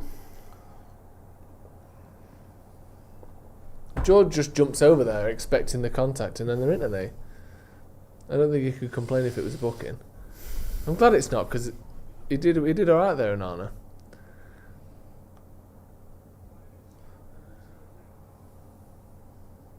Yeah, he just Yeah. slaps the ball away. Fine. Relax. We can all just... That was nice, I wasn't it? love that. Maresca's fuming. That's clearly not a penalty though, is it? Let's be honest. What a keeper. What a guy. What a hero. Honestly, Onana, he needed that. That would have been disastrous though if he'd have just given Yeah. that away, wouldn't it? Fucking hell! Oh my god! That was written. Oh, can you imagine that? If he just rolled it straight to I the... thought he just thrown it to him. Oh, It was like time just stopped It there. wasn't it? That's all, I was waiting for you to say something. my stomach. Because I honestly absolutely thought he'd dropped. thrown it to him. It just didn't look like it was straight He to, just did threw it? it a foot or two further than Yeah. you were expecting, didn't he? And I think Oh he my threw it God. further than he expected. I honestly do. He, well, you know his ass went then. He thought, as that ball left his hands, he thought, oh shit. Jesus.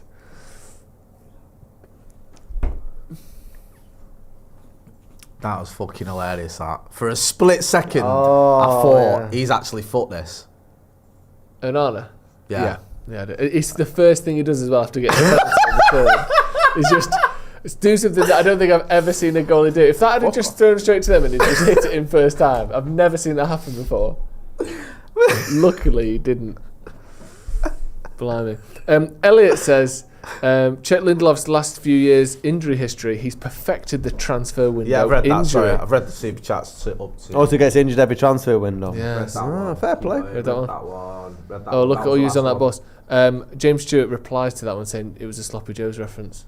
You Oh, weren't right, meant sorry. to read it, I'm afraid. Oh, was it not? Sorry. No, unbelievable. Ben Huddart, did you read that one? Which is that? Who are your top three summer signings? Yeah, Kane. Kane and Kane. We ain't getting him. Kane and Abel. Really, Cunha. I do want Cunha. Yeah, I really like him. I like the guy. It looks like we're going to get him. He looks the most Chelsea man I've ever seen in my life. Yeah, he does. Default Chelsea. Yeah. Yeah. Oh, fucking hell. Who else? Here's a question for If you. it was up to me, right, I think a realistic summer, I would. Yeah. I've been saying this for a while now. I think, in all honesty, with the money we've got and everything, go out and do something like,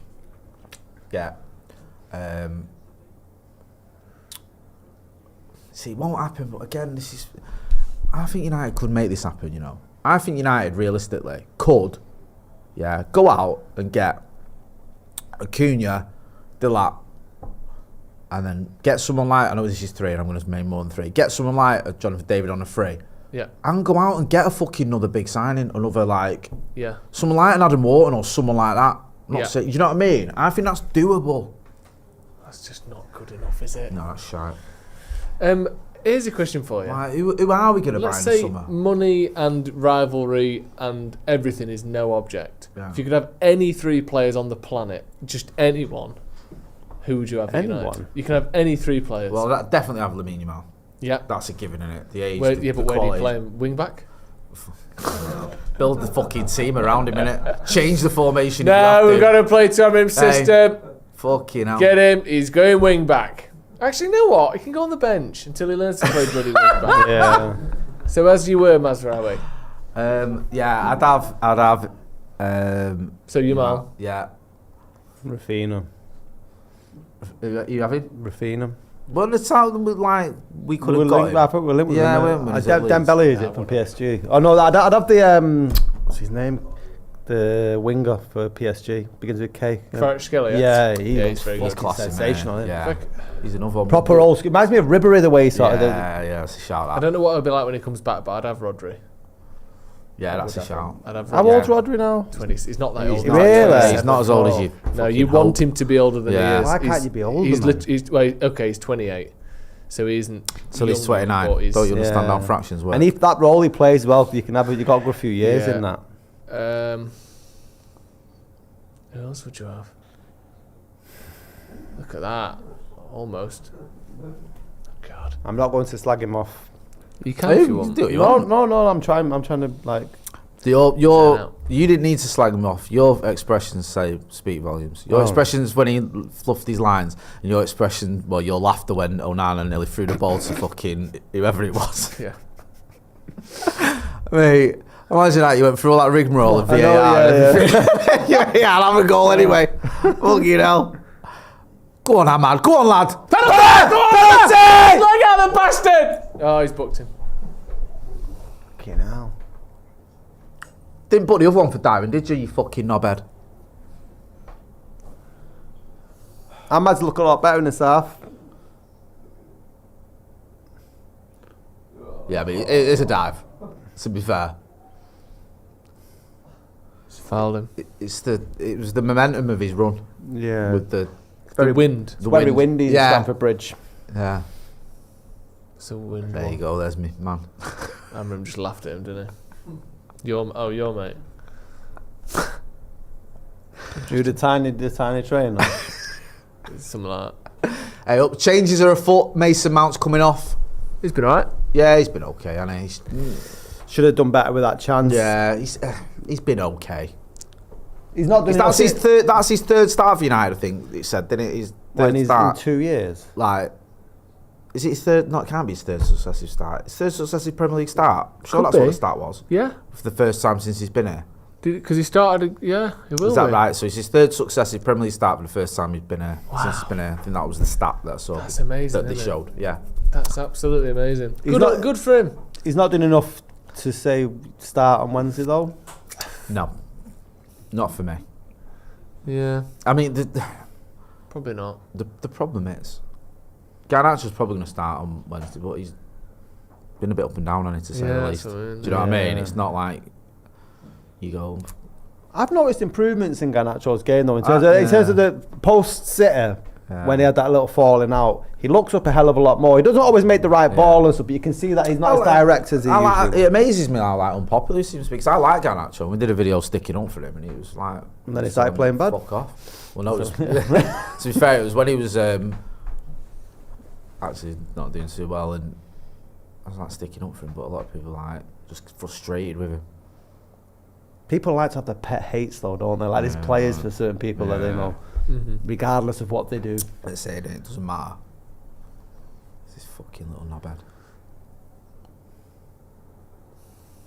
Oof, nice turn. Sounds hard. That was a great goal. Fuck off. Cucurella scored. Who was that there, number 24? Reece James there. That turn though was decent. Fucking hell.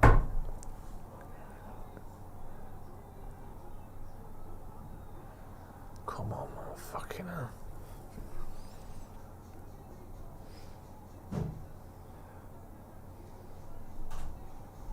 Remember when we were trying to get him? We got When he left Regulon. Brighton. Yeah, no, I know when he was out of favourite at Chelsea. but it was so, like because he played in the Carabao, he was like, "Oh, we're not going to get him because he's cup tied." And then, as soon as not long after that, he started getting in the team, was it? Yeah. Have a look at this. It's Reece James. Reece James is here, isn't it? Yeah. Just does Garnacho there with that turn, and it's a great ball as well. Is And she marking him? It feels like, I think he's got 2 men now, though. Mazraoui, yeah, yes. Don't know. It's a good cross and a good header, isn't it? Really good header. Fucking hell. Doesn't look up. Puts it in a good area, doesn't he? Yeah, Lindelof on Mazraoui should have him though. Yeah. Fucking hell.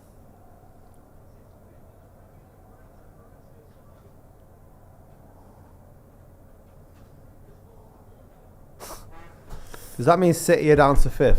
Oh, there you go. Good lad. Yeah, Yeah? that's it. Get it. Look for the positives. Forgot about that. 6, yeah. Get in! They have got a game in hand, but they might lose it. Don't worry about that right now. No. City. United in the Champions League and City in Europa. Yeah. What a season.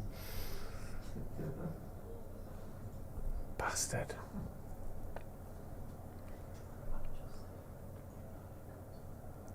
On ball. I heard that, Harvey. Oh, fuck off. What the fuck is he doing? Just from the 2 he's missed tonight. Madueke. Yeah. It completely infuriating. Yeah. If you're a Chelsea fan. Because he literally should have scored 2 Swimming goals there. tonight. How the fuck is he in so much space there? Yeah. First touch is decent as well, but then his fucking shot is awful. Oh, That's he's terrible. proper spoons that. Yeah, it does.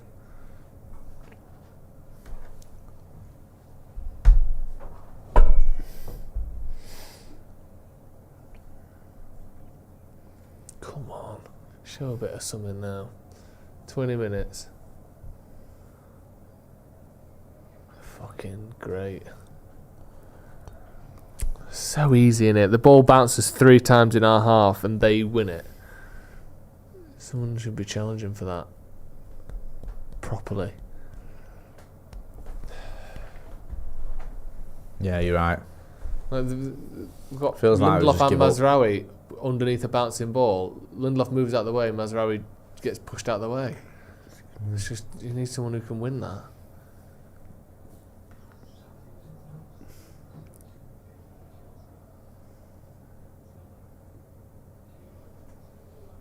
What's your plan for Wednesday then? Tuesday we go out. You flying now? Yeah, you fly. were driving, mate? Well, it's a bit of both. We go fly to Barca and then drive from Barca. So it's like a 6-hour drive. Yeah, across the coast. Yeah. And then... It's a nice road, that. Is it? Mm. Yeah, and then it's just a full day there. We come back quite early though. 3 o'clock in the morning after the game. We drive back to Barca. Yeah. I know, yeah. When I say we, I drive back Yeah. to Barca. We're going to just get absolutely Red Bulled off your head. So you can stay away. Yeah, I'll be alright, I think. To be honest, yeah, What if it goes to extra time and penalties? The only issue is if we lose, I'll just be fucking crying all the way back. Sulking. Will you be alright staying up through the night, driving? Yeah, I think so. I don't tend to sleep well before a flight. Right. Be right then. Yeah. And I think we said, like, I'll just do the first few hours and then someone else. If Someone can depending wake on- up at Wake 6 up. a.m. and do the Yeah, other half. depending on how they're getting on. Tackle, lad. We just lose every week, don't Yeah. I mean, it is fucking horrendous. we? Yeah. There's no sugarcoating it. There's no positives around it. United should never, ever be losing this amount of games. Mm. Do you know whenever, I always think this, do you know when you see a player on loan sat in the stands, we've seen Jadon Sancho now because he can't play for Chelsea because he's a United player. Yeah. It's sort of like a sort of Schrodinger's Sancho, isn't he? In that moment, Who does he play for? Yeah. Is he a Chelsea player or is he a United Who's he player? rooting for in that? Because he is a United player, but he is a Chelsea player. But he can't play in this game. Like, I guess he's a Chelsea. I don't know. Technically, who does he play for right there? That's going to be an interesting conversation, isn't it, in the summer about whether What we he do comes with him. back. It's just who wants him, isn't it? Do you think Chelsea will take him? I don't think Chelsea will take You think they'll pay the money? Is it 5 million to Apparently, send yeah. him back? Yeah. Or Supposedly. how much is it he's got to pay to 25 sign? to keep him. And fine. salary. Yeah. I actually think they're going to end up keeping him, you know. I hope so. Just done then, innit? Yeah. You just can't go down like that because you're never going to get a free Just kick get for up, that. man, you know, come on. You're never going to get a free kick for He that. didn't really do anything. He No. just ran alongside you and took the ball. Yeah. Put his arm against you a bit, but like, and Mind you, he's fucking soft there, though. it is. But the difference is Dorgu's behind him, innit? Yeah. And Kevin was just fucking Bless you. Thank you. up for it now. Okay, it's another team that I haven't really had to do a lot. I've got no faith in us scoring a goal now. Is anyone else? No, I think not this will really. end 1 or 2-0 to Chelsea. Hope I'm wrong, but I suppose Ahmad might make a difference. I thought we'd have made more subs than this. I did as well, you know. I thought he might go a bit turbo with the subs, but he hasn't really, has he? No. I mean, there's no surprises that Casemiro came off, but Yeah. I thought he might do a bit more than just Yeah, Mount. Ahmad Yeah. and Bruno. 'Cause Ahmad's coming back from injury. Innit? That's nice. Go on, you guy. Fucking hell. Word. Honestly, you shouldn't feel sorry for a United striker. Honestly, but I do. but there's certain things that I feel more sorry for than others. That's just fucking shit. Like, I wouldn't do that. If you're a striker, you can't take 4 touches and let the centre back come round your shoulder and win the ball off you. You've got goal side. I honestly thought this was sneaking in as well. Fucking There, you hell. know. I thought this was going to be a fucking. Fuck for that. Why is he taking Great. that long on the ball? Great preparation for Wednesday, innit? Well, Spurs got beat, so neither of us are. You know, Yeah, I think the fucking. Yeah. it's just that we played our best. Yeah, 11 and still exactly. played Fucking shite. all the ones that are going to start on Wednesday for Spurs are fucking sat at home or on the bench. Cool, let's get a goal. Is there no way Xerxes close to fitness? I don't know, you know, bro. Or anyone? Go on. Ahmad. Oh, well Shot done. there, good lad. Well He's done. always dangerous, Something. isn't he, man? Yeah. Fucking made that himself. Something, innit? Yeah. Everyone else just does nothing. He's the next one down, and if Bruno's our It's a good track. one-man team, Ahmad's the sort of second on that. Yeah, run, so yeah. Yeah, when everyone's Like- fit. It is injuries for him this season. Yeah. Yeah, that's fucked him. It's not form or ability. No. It's purely injury. Even when Ahmad's having, and Bruno's very similar, having a bad game, it's a 7 or a 6 at a push. Yeah. No, it's never 2s and 3s. Is it No. like it is with some of them? Go on, Harry. Fucking hell. Yeah, frustrated. Was the last time we won a game in the Premier League? Was it Leicester in Oh March? my god, can't be. When was Harry it? Maguire's had 1 goal disallowed and a shot on target. That's more than Hoyland this game, This season. this season. Still don't believe he should start up front. Harry Maguire. Yeah. Who's playing at centre back at this point? Yeah. Harry Maguire. Yeah, can do the lot. When's the last time we won a game? Does anyone know? He does a massive job. Leicester. In March. It's That's fucking good. 2 months ago. Nobody cares. Yeah, I do a bit. The season was over a long time 16th ago. of March. It's literally 2 months today since we last won a game. Fergie went 4 months without a win. It happens. That's a good point. We've Actually, not won yeah. a game for 2 months in the league. No. Wow. No. Jesus. It's true what you say though. Like even when you think you've hit rock bottom, there's always more You depth. never know, innit, You know, man? you know, United, you know. clever like that. You know what I mean? You think, this is shit, man. It can't get any worse. And they go, wait a minute, bro. Wait till we lose to Tottenham on Wednesday. Wait until next season so we're fucking rooted to the bottom. And you go, do you remember them these Unites of 17th? You know, Bruno and Shaw off for Mainu and Heaven. Nice to see Heaven. Come on. Fuck, the summer's going to be ruined if we get beat on Wednesday. We're going to get beat on Wednesday. I'm just like deactivating. I think we'll win. I think we'll win. This is the first step towards. I think United it's just all a big ploy.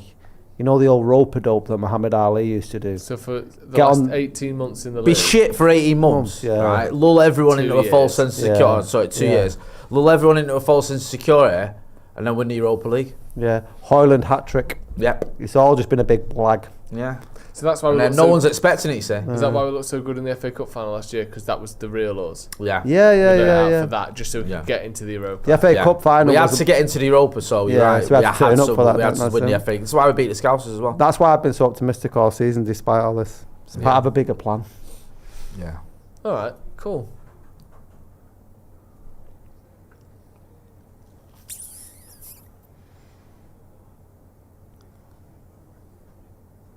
Have you been to Stamford Bridge? Yeah, mate. I'm not going back there though.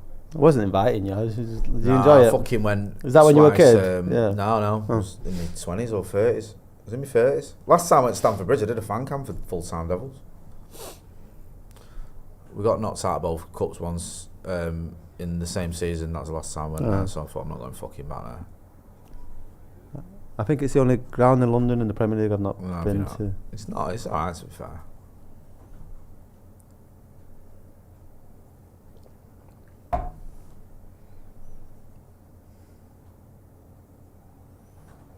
Come on. So unenjoyable. to It's watch, just though. shit, innit? Yeah. It's fucking annoying. Just poor football, poor performances, no effort, no energy, no belief. Another loss. Just people just taking the Half hour, they fucking can piss fuck out off. of us. Thankfully that went out. It's like you were saying though, Joe, a few times this evening. They're not great. The teams that have beat us this season, they haven't done it in a sort of formidable style where we've gone like where you can take hats off and go, No. "You were great today. You deserve to beat us." We've just been pathetic. really flat. Yeah. Took too long there. But then you can have 60 minutes against Bilbao and light the place up, and Yeah. Yeah. from a manager's point of view, it's got to be so frustrating. Yeah, he knew they wouldn't turn up tonight, didn't he? I mean, yeah, We've it's not been that like There's not cut much. apart or anything, but just I don't know much look more at what he. this, That's a man. fucking It's bad ball just as well. fucking bad. We can't play out from the back very well at all, can we? When anyone's good at pressing at all, how many times have I said this? When anyone presses us, we're just shit. We can't play out from the back when teams press us. You know that when Martinez was there, that wasn't the case. We were looking good from Yeah. playing out from the back. I think it makes all the difference. If it's the Yeah. personnel, they're not very good at it, and that they weren't very good at it under Rangnick. And it's not all the same players, but we weren't as a team. We weren't very good at it under Ten Hag, and we're not very good at it under Amorim. Jesus Christ. What's this? Club records, fewest wins, Fucking hell. 10 this season. The previous record was 16. Fewest points, 39 this season. Previous record was 58. Most defeats, 17. The previous record was 14. So we're going to break our lowest points in the Premier League by about 20 points this Yep. season. Fucking hell. And most defeats as well by 6. No, fewest wins. Fewest wins by 6 and Yeah. most defeats by 3, I think, and counting. God.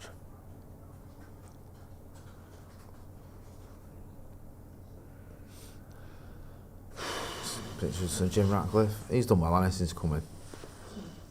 It's all been plain sailing on it. Sack everyone, lose every week. Love it. Isn't it? Basically, that's been his tenure so far. It's like bad luck bingo. Yeah. It's like full house. Basically. There's good news and bad news. Good news. Run on! Fucking Oh, hell. for fuck's sake. Come on, Cobby. We're all fucking doing it. We're just playing at fucking half speed at the minute. There's absolutely zero chance United get a goal here. I bet we don't even have another fucking shot between now and the end of the game. I'd be shocked if we get the ball in their half. The ball hasn't been in their half in about 10 minutes.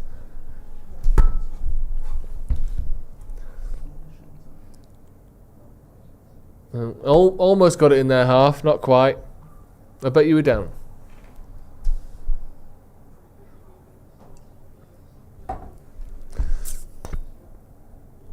Adam Twamley says, Jay versus Joe.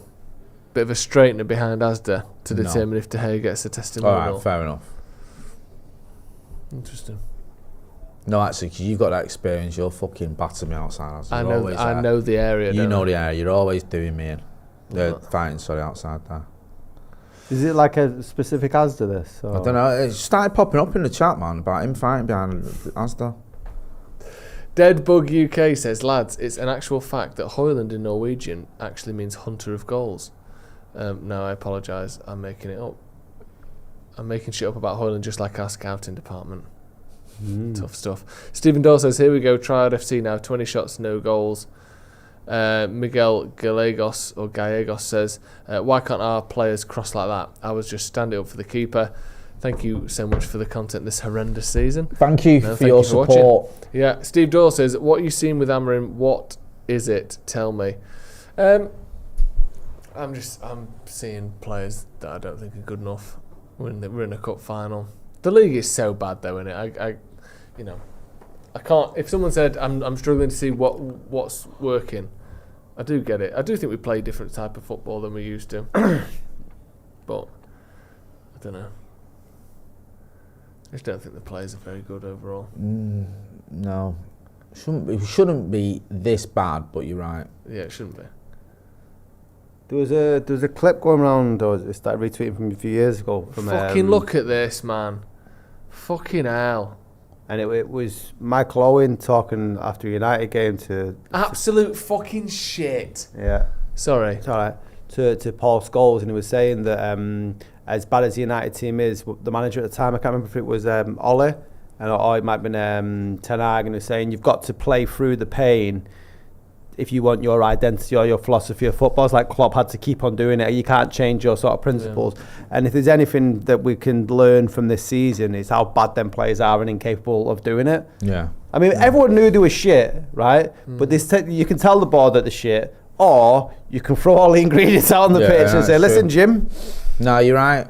That is the positive, you're right. Because you spoke about it before, Scotty, when like Ten Hag for the Liverpool game, was it after Brentford and Brighton? He was like, yeah, fuck that, playing out from the back shite. Like, he didn't have a belief in his own... No, we'll just doof it up and just fucking... And the thing is, a lot of these players aren't built for what Amorim wants to do, or they're not good enough to play for Manchester United. But Ineos have backed Amorim to give him the job that they want to play this type of football. Now they need to give him the players. The people that are asking for Amorim to be sacked I just find it ridiculous. It's one of them as well. Like. Could you see it happening though? Yeah, I could. Really? Him getting sacked after if we got beat on Wednesday? Not straight away. I think you've said it before, Joe, and I agree with you. I think if the way I see Amorim going in the next sort of within, let's say, a year, we lose on Wednesday and we have a bad start to the season. Yeah. I think that's the only way I see him, or the way I see him getting sacked, because. I don't think I don't have much faith in the patience of Ineos. If the issue there though is if they are good, it's the same shit with Ten Hag as last season. This. We actually haven't had a pass in their half in about 10 minutes. Since I said that, we have Maguire running with the ball and the pass didn't come off. We haven't made a pass in their half in 5 minutes at least, and it had been a while when I said it. Utterly terrible. Ooh, we can't play out from the back. We can't do anything. Like, if they do that, isn't that going to be the same as Ten Hag last season? Yeah, we can't do that. We can't do that because we're going to buy I'm not saying they won't. I'm saying they just shouldn't. No, because we'll buy a load more players for Amorim's system. Yeah, I mean, I don't agree with it. No, I just think, but you think that's a possibility? Yeah, of course, man. Look at the Dan Ashworth thing. Yeah. Dan Ashworth came up with a few names for a new manager. They didn't like it, so they sacked him. But the problem... I know you know this, Jay, I know you're not defending that thing, but by the time you've done that, by the time you've sacked Amorim next season or whatever it is, the season will be over to any sort of meaningful degree. Yeah, you're right. Yeah. So, because obviously things have to get really bad for you to sack him. So you start the season badly, it gets worse, then you sack him. The season's already fucked. You bring a new manager in, the exact same position Amorim was. We can't do that. We either have to, and I would absolutely give him till the end of next season, but you either sack him in the summer or let him have all year. They're the only two options. Otherwise, what is the point? We're just going to be back to where we were again. I can't see any other candidates except for that fucker with a waistcoat. Nagelsmann. Yeah, is he at Germany? Southgate. Oh, South. Yeah. Oh, that No, you thought you waistcoat. meant Nagelsmann. Sorry, Nagelsmann likes a fancy waistcoat. I as well, like doesn't it. I like them. He was one of the names. He skateboards to work. It's Does he? different. Yeah. No, that won't last here, will it? Daily Mail will fucking take the piss out of that, and that'll be him done. No, Jim Ratcliffe will love that, saving Petty and that. I know. Yeah. Fucking That's hell. He'll it. have all the players doing it. That's how you get into the game, lads. Holding hands down the For M6. fuck's sake, close there, man. It is comical how shit we are. We have been so shit. This for is the last like 10 watching minutes. fucking The Red Lion. It's a bit unfair to the Red Lion. No, yeah, that's true. Okay. The Red Lion resis.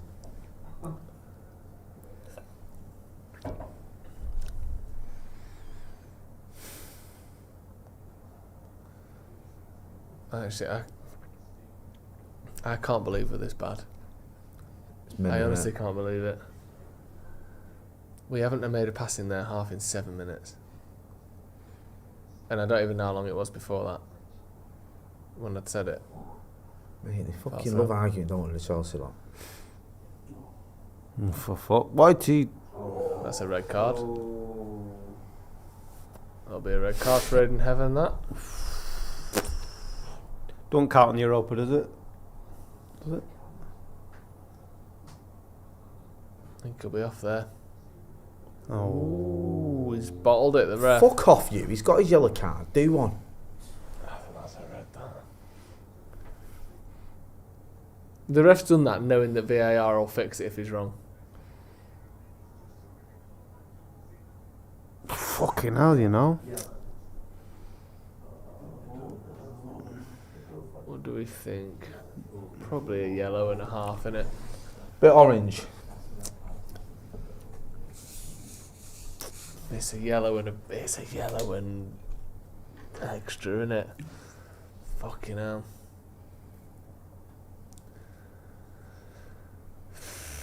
He gets some of the ball, which helps him, but he dives in and he gets plenty of the man as well. I think, He's yellow, me. yeah, I do. I don't think he's intending to hurt him. I don't think he's proper reckless and out of control. I think he's slid in, gone for the ball, yeah. and I don't even think he's proper left one on him. I think he's just carried on sliding. He's just fucking caught him. It looks bad and it's not great, but Yeah. I genuinely don't think it's a red card. No.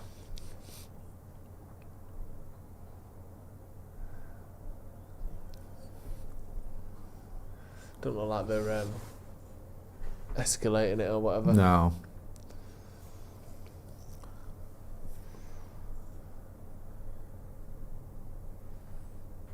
Free kick to Chelsea. What's up with Enzo's eye? Looks Dunno. like it's all. Conjunctivitis. Yeah. They're holding the ball in the corner. They're fucking. I'm about to say they're stupid if they're fucking wasting time. Yeah. They don't need to do that. We can't. We don't. I know, score. Hey, I'd be yeah, fucking but- like get the ball in the box and Get score in the another goal. goal. You fake twats. We can't. We don't score goals. You don't need to worry about that.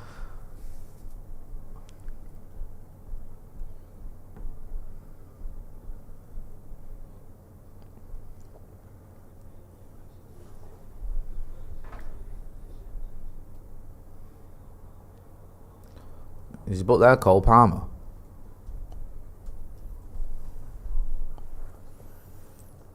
What for time wasting? Yeah, Cole Palmer's moaning about how far away the United players are, and the refs just got fed up with him moaning. It definitely looked like less than 10 yards, didn't it? Yeah.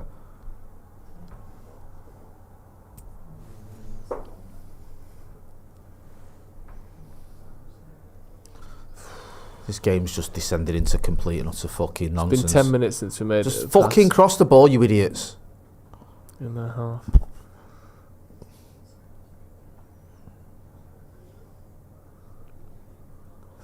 After all that shite, what did you get? A fucking goal kick. Have we had a shot on target today? Yeah, Ahmad had Ahmad. one. Oh yeah. Maguire had a header. Well, here we go. Go on. Fuck me, we're in their half. Wow. Oh, Maz. Look at that. Fucking give him a chance, man. Why did that Fucking ball hell. fucking lamped at him? I know. There's no need for that. Imagine pump one in the box. Equaliser. Here we go. Maguire, equaliser. Yeah, Stakes his claim. that's it. Starts up front. If he gets an equaliser now, you're right. You've won me over. I've no one. Your Harry has. Yeah, Harry's won me over. Go on. Go on, H. That was fucking shite. What's that? That's not Harry's fault. Of course, it ends up with them Cross that fucking counter-attacking. Why wouldn't Terrible it? cross. They just kicked it straight Just up lamp in the it. air. What? Yeah, It's go on, up son. there, Take the Onana. piss, Onana. Fucking hell. Don't kick it. Here we go. Keep it in our half and let the time run out. Hey up. Go on, Garnacho. Where's that, Go Harry? on, skin him. Give it Harry. Heavy Fuck, he was touch. there then. He's on a booking as well, isn't he, man? Foot meets. Here we go. Well done. Come out. Well done, Fuck off, Dorgu. you went. Well done. Good defending there from Patrick Dorgu. It was. I mean, he tried Really to buy good. a penalty there. He went down Yeah, well. because he He's, realised Dorgu was catching him. Yeah, and he thought, yeah, the yeah. only way the only chance I've got here is getting fouled. He's knackered, man. Look. Good. Well Done done. well there. Good defending. Yeah. Are we just running the time dance to lose? It's not that bad, lads. 1-0. I've never seen that before. We're 1-0 down and we're time wasting. That's got damage limitation. That Joe. Someone's on the pitch. Fucking hell. Wow. Unnecessary roughness. Can he play centre back? That was decent. What's that? It's rare that you get a streaker while the game's on. It's usually in a break in play, isn't it? I mean, he just He had didn't enough have any on pants on, did it. he? He'd had enough of it all. I think he had some. I think he had a tan-coloured short. Oh, Yeah, that's what yeah. it was. Yeah. Yeah, he's not gone for the sort of Winnie the Pooh style. Just a t-shirt, no pants. I That's love that. weird, that man. The Winnie the Pooh streakers. Like, wouldn't you have gone the other way if you were winning the poo? Shorts and hair. No, that's more like Homer. yeah, or like what's he called? Chuck Norris or something. Just jeans, belt, no t-shirt. Yeah. Go on. It's another free kick. It's not. Just hit him. We'll just blow the whistle as well. Fucking do something. Sick of this. Right, put us out of our fucking misery, man.